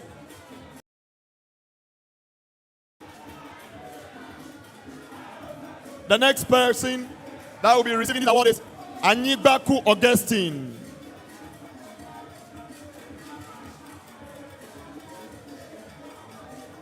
Anyibaku Augustine. Whilst he comes, we would have Plola Kofi Kowu.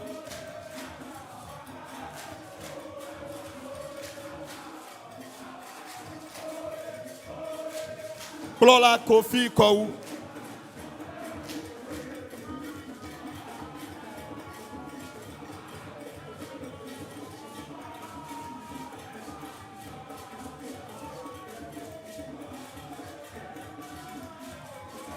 And the next person is Nyave Mauli. Nyave Mauli.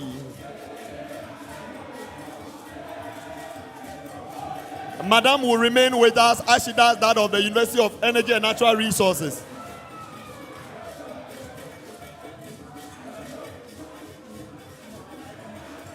Madam, you remain with us. No, please remain. Dr. Ivan Nyamiche from the University of Energy and Natural Resources. Mr. Ivan Warden Nyamiche, Mr. Ivan Warden Nyamiche, the coach of the University of Energy and Natural Resources. He will be followed by Asante Gideon. Asante Gideon.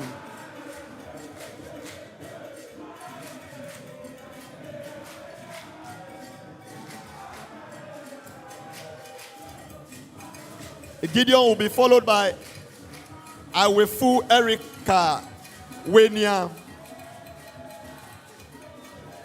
And then Banner Bright Kwame. So Banner Bright Kwame from the University of Energy and Natural Resources.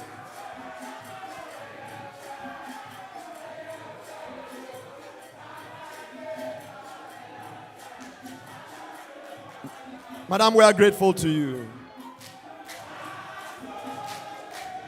The next batch of awards will be done by Mr. Stephen Donko.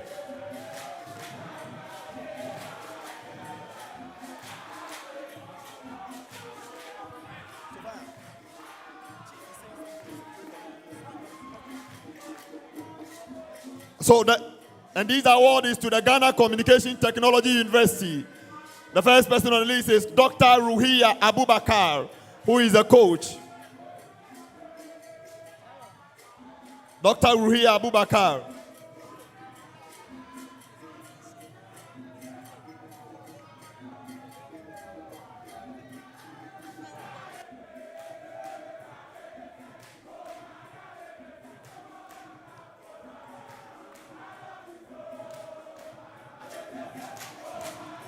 Dr. Ruhia Abubakar from the Ghana Communication Technology University. Madam, we are grateful. The next on the list will be Rosemond Benson from the Ghana Communication Technology University. Rosemond Benson.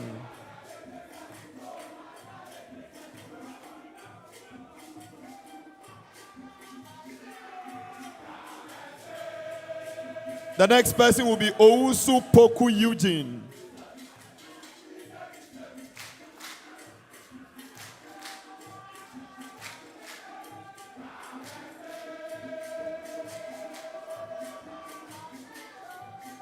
And the next person will be Peace Akosiagbemu. Peace Akosiagbemu.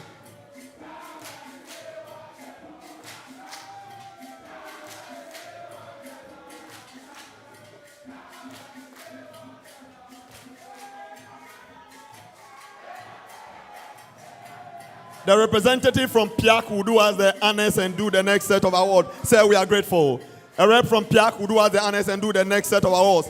This award goes to University of Cape Coast. University of Cape Coast.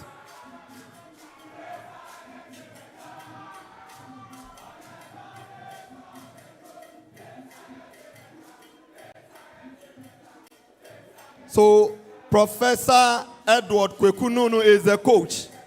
Professor Edward Kwekununu is the coach. From the University of Cape Coast. The next on the list is Foster Heligan. Foster Heligan, University of Cape Coast.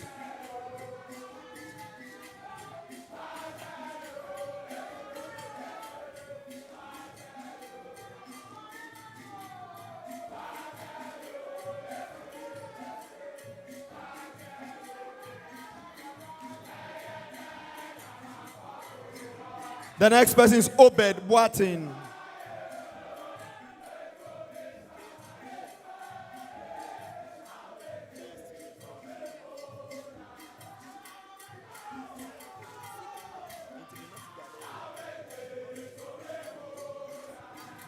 And the next one will go to Darius Donko. Darius Donko from the University of Cape Coast.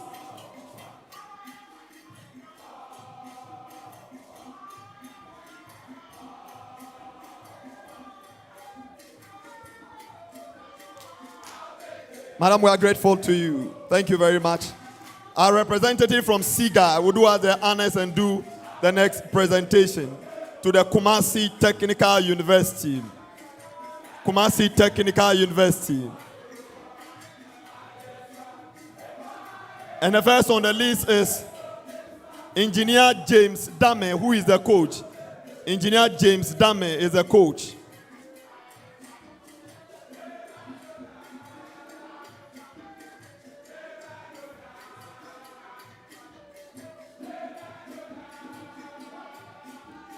And the other contestant, Desmond Asumeni. Desmond Asumeni.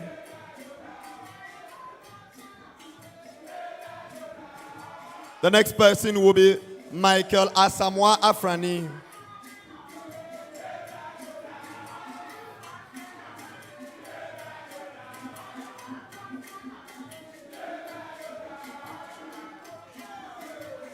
Michael Asamoah Afrani.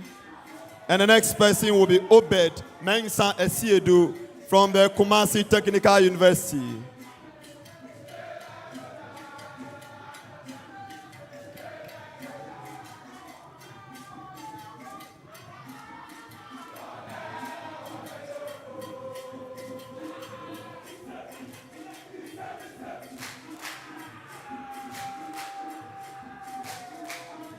So we are grateful to you. Now, the head of the Ghana Petroleum Fund Secretariat at Bank of Ghana will do us the honors and do these awards. Mrs. Ellen. This is Owusu Robert Efiakwa. Owusu Robert Efiakwa. Owusu Robert Efiakwa.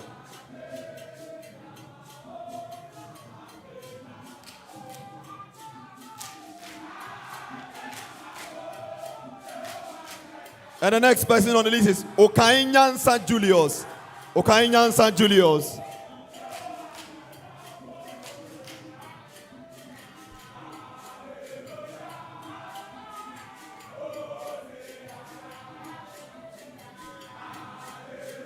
And the next person on the list is Ajiman Nicole.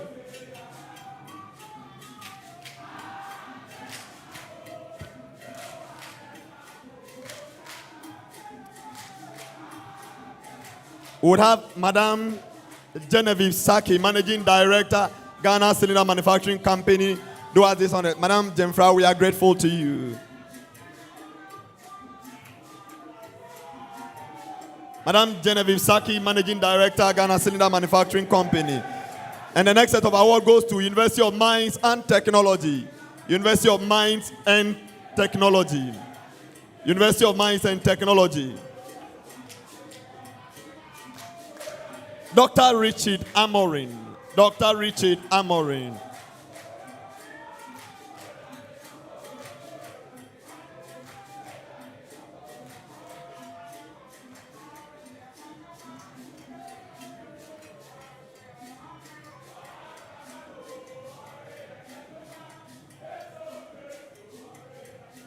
The next one goes to Ferdinand B. Peterson. Ferdinand B. Peterson.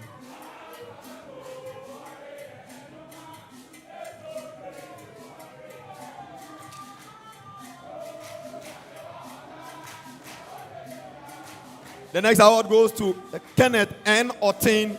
Kenneth N. Ortin from the University of Mines and Technology.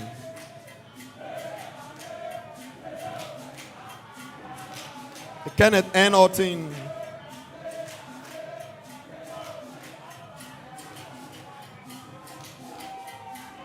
And then the next award goes to Ebenezer Quason. Ebenezer Quason.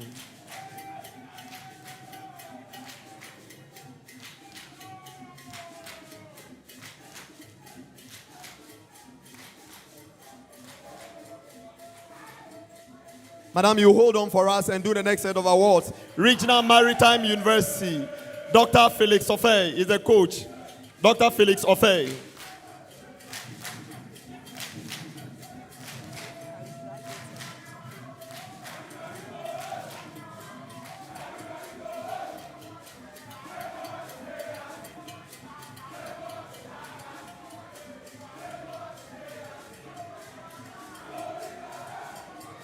The next one goes to Prince Henry Kwanzaa. Prince Henry Kwanzaa from the Regional Maritime University. Prince Henry Kwanzaa.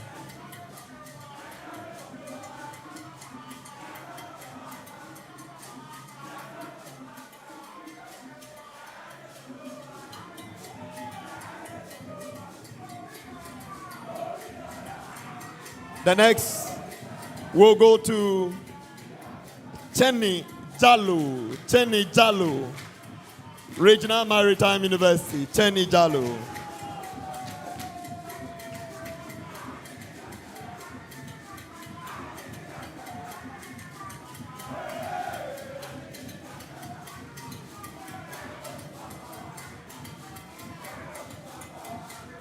The next one will go to Tao Pukis Siafolo. Tao Pukis Siafolo from the Regional Maritime University.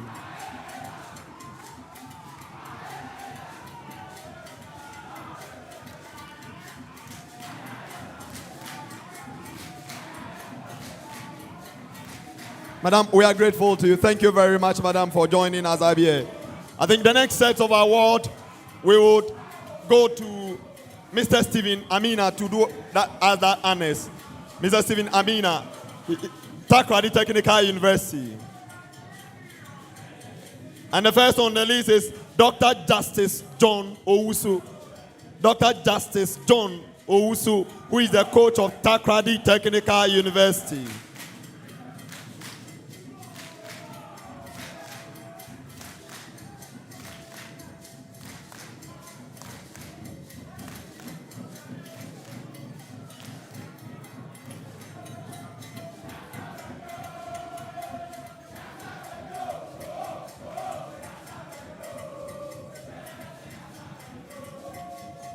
Dr. Owusu, we are grateful to you. The next one goes to Apia Sylvester. Apia Sylvester from the Takoradi Technical University.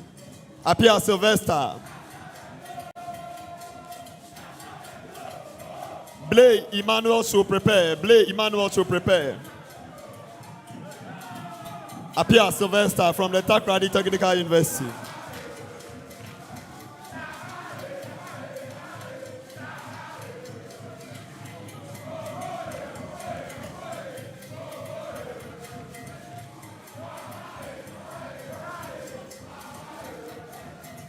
The next one will go to Blay Emmanuel Mieza. Blay Emmanuel Mieza from the Takoradi Technical University.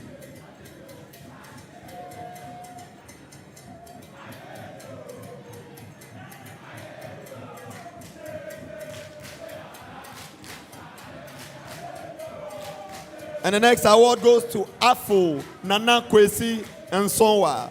Afo Nana Kwesi Nsonwa from the Takoradi Technical University.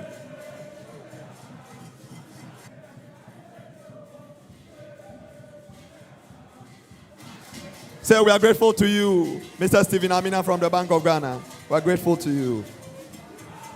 Ladies and gentlemen, so like we announced here, the innovation edition was a very good one for all of us. And we would recognize that one institution came top. They stood out in their presentation and everything. And so at this juncture, we want to invite the Chief Executive Officer of the Ghana National Gas Limited Company, Dr. Ben Asante, to do us the honors in presenting this award, Most Innovative Project and Presentation Award. And this award goes to the Takoradi Technical University. And they walk away with a cash prize of 15,000 and citation. Takoradi Technical University. They gave the most impressive presentation in the innovation phase. Takoradi Technical University. Their presentation was a good one. It was marvelous. It touched on all the issues that we were looking forward to. A good job done by the team. It was unfortunate they couldn't make it to the grand finals. They have a citation to receive as well, sir. It's for Takoradi Technical University.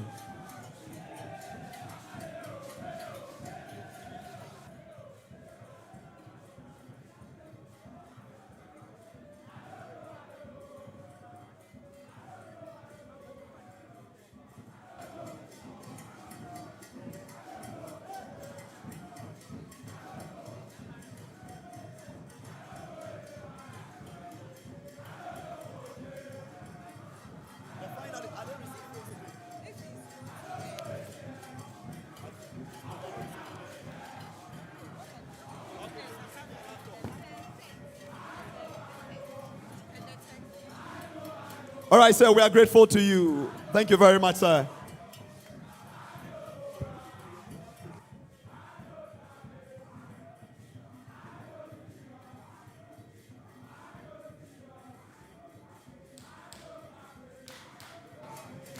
Ladies and gentlemen, here we are to present the ultimates.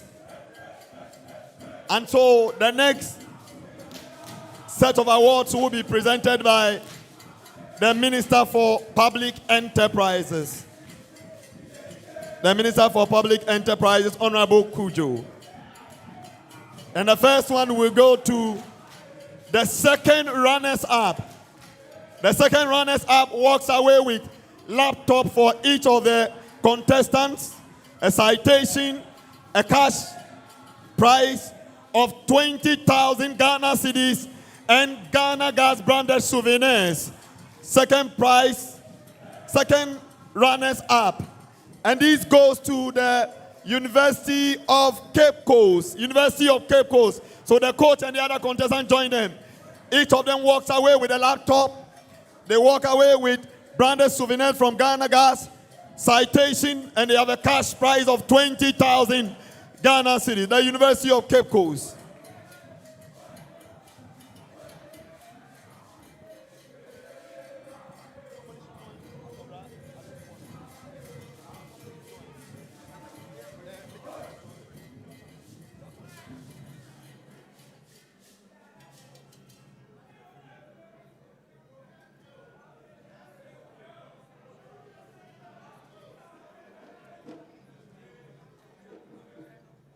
So they have this plaque to, no sir, please wait sir. They have this plaque to receive as well. For the second runners up, yes.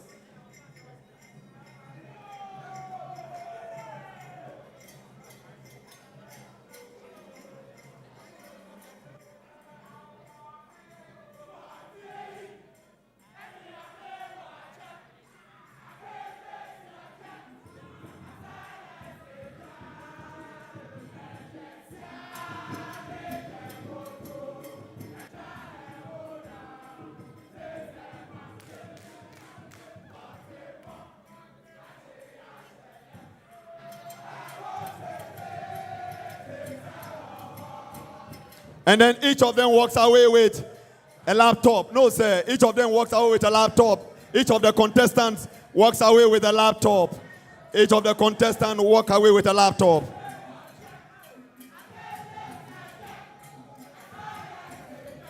Each contestant walks away with a laptop.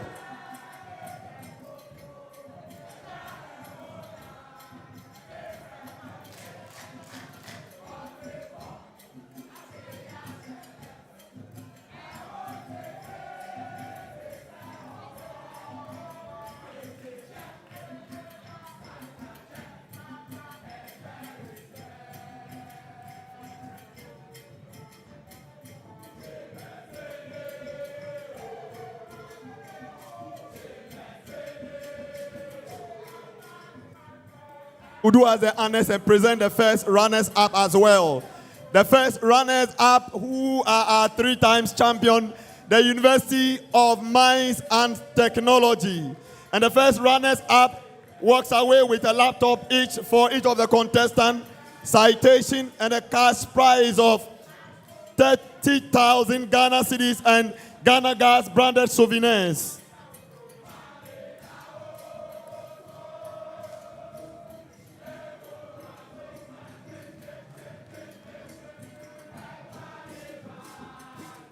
Our first runners up is the University of Mines and Technology.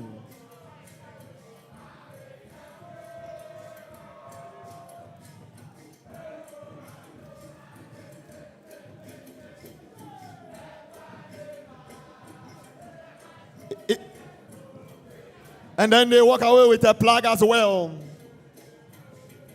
for their institution.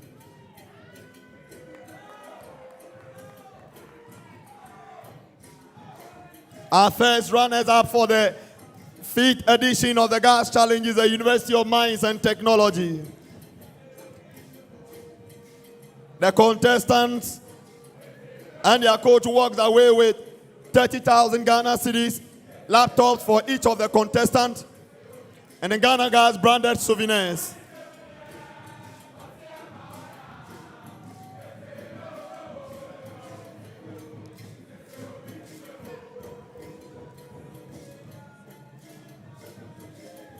Yes, sir, we are done with you. Thank you very much, sir. So each of the contestants goes away with a laptop.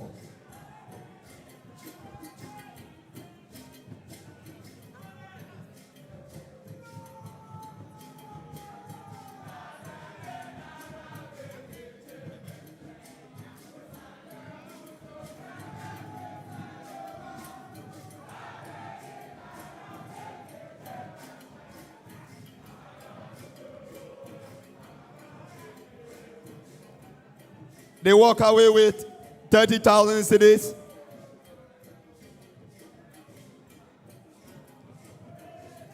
Laptops for each of the contestants, the black for their institution, and some Ghana Gas branded souvenirs.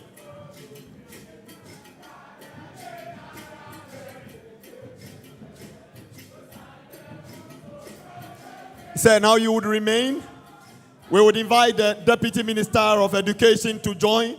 We would invite the Chief Executive Officer of Ghana National Gas to join. We would invite the Deputy Chief Executive to join.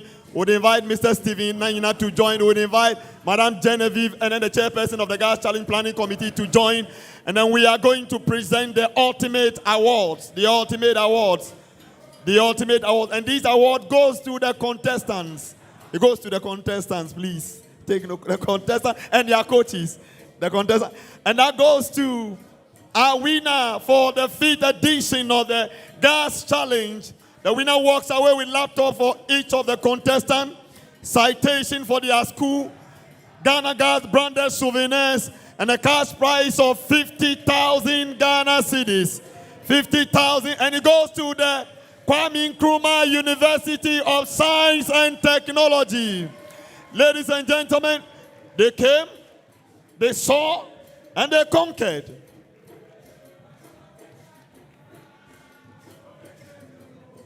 Just be sure you don't cover the minister's face. The contestant, you seem to be covering minister's face.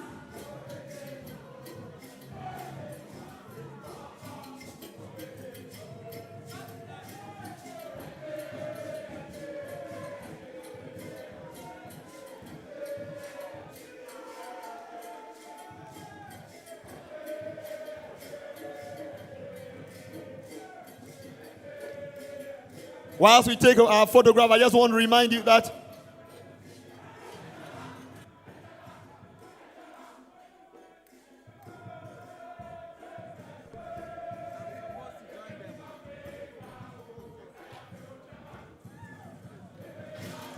congratulations to the Kwame Nkrumah University of Science and Technology for winning the Gas Challenge for the 2nd time. 2 times in a row they have won the Gas Challenge, and ultimately they have won the 5th edition of the Gas Challenge.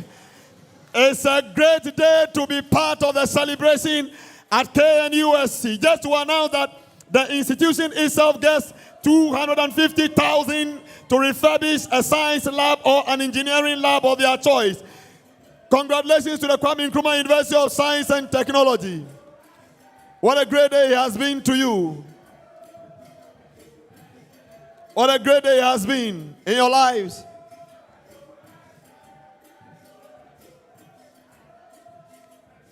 Congratulations, Team KNUST, Team Lingas. You came and indeed you saw and conquered. It's no longer news that KNUST is our champions for the 5th edition of the Gas Challenge.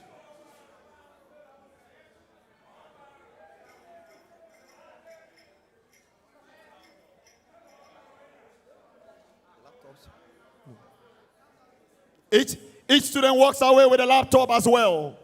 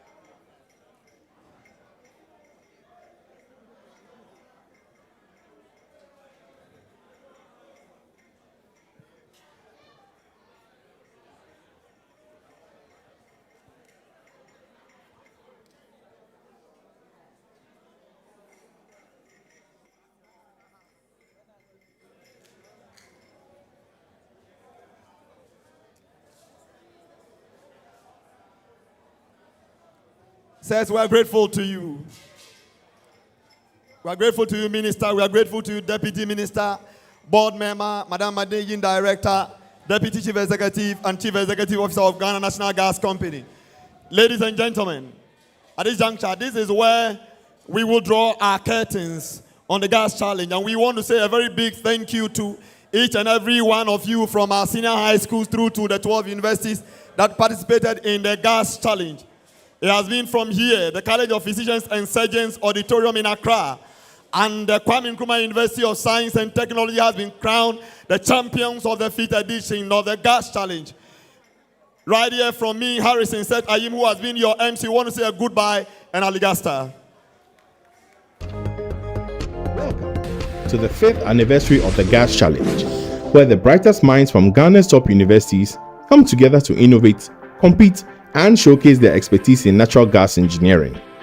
Over the past 5 years, this competition has not only inspired young engineers, but has also made a tangible impact on university curriculums, equipping students with skills directly aligned with the energy industry. Let's take a journey through this year's thrilling competition and celebrate the achievements of the Gas Challenge. This year's Gas Challenge began with a bang as we launched the 5th anniversary celebrations at the Ghana Gas head office. Following a grand ceremony, the schools eagerly awaited the balloting results to see who they would face in this year's groundbreaking new format. Yes, this time, the Gas Challenge introduced an exciting innovation challenge where each university team had to tackle real-world challenges with their own creative solutions. The Innovations Challenge kicked off on day 1 with powerful presentations from All Nations University, Regional Maritime University, and Kumasi Technical University in the morning. Later, Ghana Communications Technology University, the University of Cape Coast, and the University of Mines and Technology faced off, bringing creative solutions to life before the judges. Each team brought their best ideas forward, showing incredible passion and insight into solving challenges. Day 2 continued the competition with fierce energy as teams from the University of Energy and Natural Resources, Tamale Technical University, and Takoradi Technical University showcased their innovations. In the afternoon, it was time for the defending champions, Kwame Nkrumah University of Science and Technology, to take on the University of Ghana and Holt Technical University. By the end of the day, the judges faced the tough task of selecting the top 6 universities to move forward. After intense presentations and Q&A sessions, the 6 best teams emerged for the semi-final round. Making it to the top were Takoradi Technical University, University of Mines and Technology, Regional Maritime University, Kwame Nkrumah University of Science and Technology, Kumasi Technical University, and the University of Cape Coast. The stage was set for an unforgettable semi-final showdown. On November 5th, the semi-finals took place in the iconic Kumaplay Auditorium at KNUST, where the teams returned to the classic 5-round quiz format that has become a hallmark of the Gas Challenge. In the morning session, UMAT faced UCC and RMU in a battle of wit and knowledge. The 3-time champions, UMAT, proved unstoppable, securing their spot in the grand finale. In the afternoon, defending champions KNUST took on Kumasi Technical University and Takoradi Technical University. In an electrifying contest, KNUST claimed their place in the final, but UCC wasn't ready to back down. With just 1 point, they edged out TTU to complete the trio heading to the grand finale. Beyond competition, the Gas Challenge has ignited change in academia. Since the first edition in 2019, the University of Mines and Technology introduced a specialized course in natural gas engineering to complement its petroleum program, ensuring comprehensive training across the energy sector. Inspired by the Gas Challenge, the University of Energy and Natural Resources launched a natural gas engineering program in 2023, aiming to prepare graduates for future careers in the gas industry. The University of Cape Coast also introduced sustainability engineering and energy studies, shaping the next generation of energy professionals. Through the Gas Challenge, these universities are bridging the gap between industry and academia, equipping students with knowledge and skills that meet real-world demands.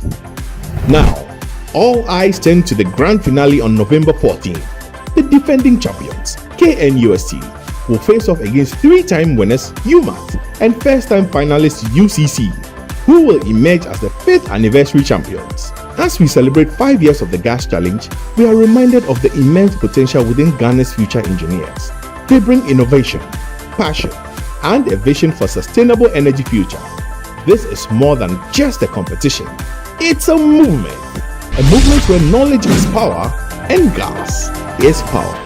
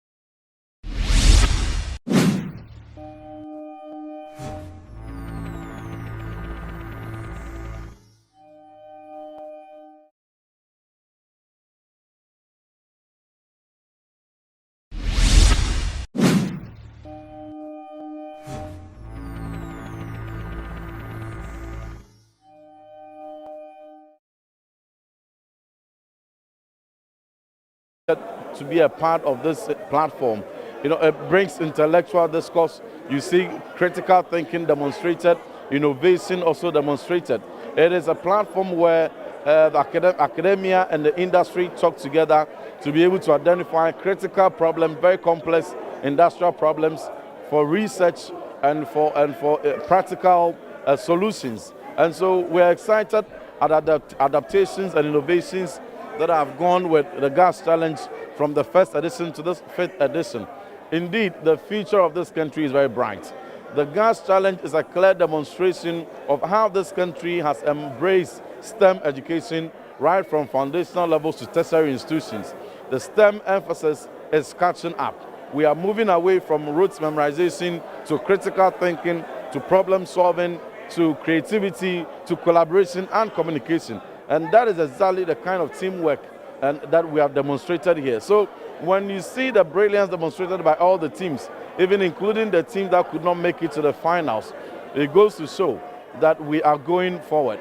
The GAS Challenge has also influenced the introduction of some very innovative academic programs in University of Mines and Technology, in UCC, KNUST, UNAT, and some other universities.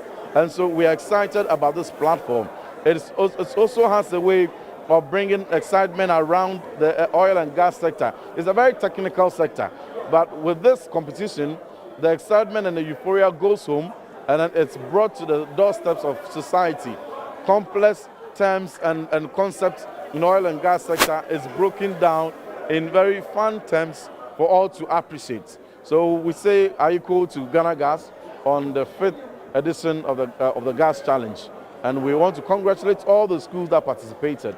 Indeed, it's been competitive, and we're excited about the outcome. Congratulations, KNUST, once again. Thank you. Make a start. It has come all down to this, and it didn't get any much better than this. I mean, the action, once it unfolded, you knew it was going to be crazy right from the very start. And you know what? It's a pleasure to be part of the 2024 GAS Challenge. And I'm here with the contestants who made it to the grand final. We knew it wasn't going to be easy. And look, when the competition started right from the start, you knew it was going to be tough. But it just wasn't meant to be for Team UCC and Team CNG. I know it's a difficult time for you guys right now, but I want to say congratulations, first of all, on making the final. It's not easy at all. But this is your very first time being here. Tell me one or two things that you picked up from being in the final that if you feel like next year, if you guys come to the final, you probably work on. First of all, I want to thank God for how far He has brought us, and also I want to thank our coaches, especially Professor Tulashi, for everything that he has done for us, the training and everything. I also want to say that it's been very tough for us, and this is the first time we didn't know a lot of things for real. And then since that we've been here, we've seen a lot of things, how the quiz goes and everything. And then as we are progressing in the engineering field, we come back stronger next year. Definitely, we are hoping to see UCC come back stronger. But I mean, as and when the competition was going on, it kind of felt like after every round, it was getting away from you guys. Was that the feeling in the camp, or there was still like hope that you guys could catch up to KNUST and then UMAT? Actually, we believe the bones will not be rotten. But as the competition was going on, we were ambushed. We were ambushed with the engineering questions. So I think we come back. So the engineering questions weren't your stronghold? Yeah, we were ambushed, to be frank, because we thought the round 2 was going to be true of us. But it turned out to be purely engineering questions, and so we will prepare and we come back stronger. Yeah, you see we win it next year. Definitely, we believe in you guys. But finally, before I move on to the next school, I mean, it is impressive that you guys have made the final. What do you have to say to the fans who came to support you, and what should we hope to see from UCC in the next coming round, hopefully next year? So I think coming to these finals, I think we have been labeled as the underdog since we haven't even progressed to the semi-finals before. But then, God being so good, we work our way towards getting to the finals, and that is here where we are. So I think the fans shouldn't be disappointed. They should hope very well. Since we haven't been here, we now learn our lessons and we know what to improve on. So we want to tell them, coming next year, we'll come back strongly and carry the day. Team CNG UCC says they'll come back strongly. Finally, congratulations once again for making it to the final. It just wasn't meant to be for them, but that's what the Gas Challenge is all about. The toughness of the competition just breeds the best out of the contestants. And you know what? Team Condensate definitely left it all on the floor. Our team from UMAT, look, coming in, 3-time champions, a lot of expectations on your shoulders. How do you sum up the whole of the final today? Well, it wasn't an easy one though, but then we hope to do better, God willing, next year. Certainly, because we know UMAT will always come back stronger. But now you guys are 3-time champions, and there's KNUST who now has 2. Is there some kind of pressure? Are you feeling nervous that they've gotten so close to your title now? Oh no, there's no pressure, there's no nervousness. We always do our best, and then we hope that God willing, next year we will take up the 4th trophy. Now, the thing with UMAT is, in the first 3 years, when you got to the final, you always won. 100% record in the final. But in the last 2 years, we haven't seen you guys win, and it's kind of weird for us watching from the back. What went wrong in these last 2 years, especially this final? Well, I don't know what to say, but it has happened. So we just leave it. You can sense the optimism in his voice. Hopefully next year we'll be able to see them. Before I move on to the next school, UMAT, we always know you guys come back stronger. What should we expect from you in the coming years in the Gas Challenge, of course? Better than today. It says better luck next time. We'll see if UMAT can come back and do it again. But remember, they're still the record holders, 3-time champions. But today, it just wasn't meant to be for them. Right from the very start, they look like they'll go head-to-head, toe-to-toe with KNUST. But KNUST pulled away. And right now, we are in the presence of the champions. The men who came here with one mission. We spoke to them earlier in Kumasi. They came here with one mission, and they've delivered to perfection. I'm here with the winners of the 2024 Gas Challenge, Team Lean Gas, KNUST. Congratulations. I see the smiles all over. Look, when I spoke to you guys in the Kuma period, even though you guys had won the contest, you told me you weren't impressed with the scores you had. Has that changed now? Are you impressed with what you had today? Oh, yeah, still not impressed. No, this is a big lie. No way. Oh, we won, but actually, we thought you could have You finished with over 40 points. Were you expecting like maybe over 50? Yeah, we made some silly mistakes we're not supposed to do. Wow, that's how high they've set the bar for themselves. But coming into this one, you were coming up against 3-time champions. They had numerous experience in the final. Was there any pressure? Were you feeling any nervousness early on? Because I know you missed your first 2 questions as well. Yeah, actually no, because previously the reason why they always squeeze out is because of some loopholes and we don't prepare enough. So since we have put some structures in place, we were 100% sure, almost 101% sure that we're going to win this contest. But as you said, we wanted a clean sheet. So even with this one, though we are victorious, but yet we didn't meet our expectations. Wow, you keep mentioning that you've put structures in place. When you say those structures, what are you referring to? Oh yeah, so it's a training process. So how we select our contestants, the nature of questions, and also the pressure, yes, they all come together. So we are very competent. Wow, and I know not all of you are in level 400. We will be seeing you guys next year as well. No, we will never be coming back. We're almost done with the school, so we won't be coming back. But well, I will see us here maybe in the next year supporting our team. Definitely. Yeah, to support our team. Like Team KNUST wants to really grab hold of this Gas Challenge. Now, look, you put in a spectacular performance yourself before you were even substituted. I mean, KNUST at the start, it looked like UMAT was going toe-to-toe with you guys. Where did it switch for you? Where did you guys have that upper hand over them, picking up all of the bonuses? Where do you think the gap started to widen up a bit? Well, looking at the first round, it wasn't that a tie. It wasn't actually. We expected more from ourselves, but in all, we had more points ahead from round 1. So actually, it started from round 1. To be frank, we thought round 2 would have been in round 4, and that would have been a game changer. But in all, we were able to give that wide gap between we and UMAT. I was sitting back there and I was wondering, did you guys expect to be this dominant? Because you're coming up against 3-time champions. And when we look at the final score, you're up by 15 points or more. Coming here today, did you expect that you'll be able to beat UMAT by 15 points or more? Or did you expect that it would be much closer than this? Actually, we expected more than that. We came in with a mindset that from round 1, we need at least 10 points gap, but we couldn't.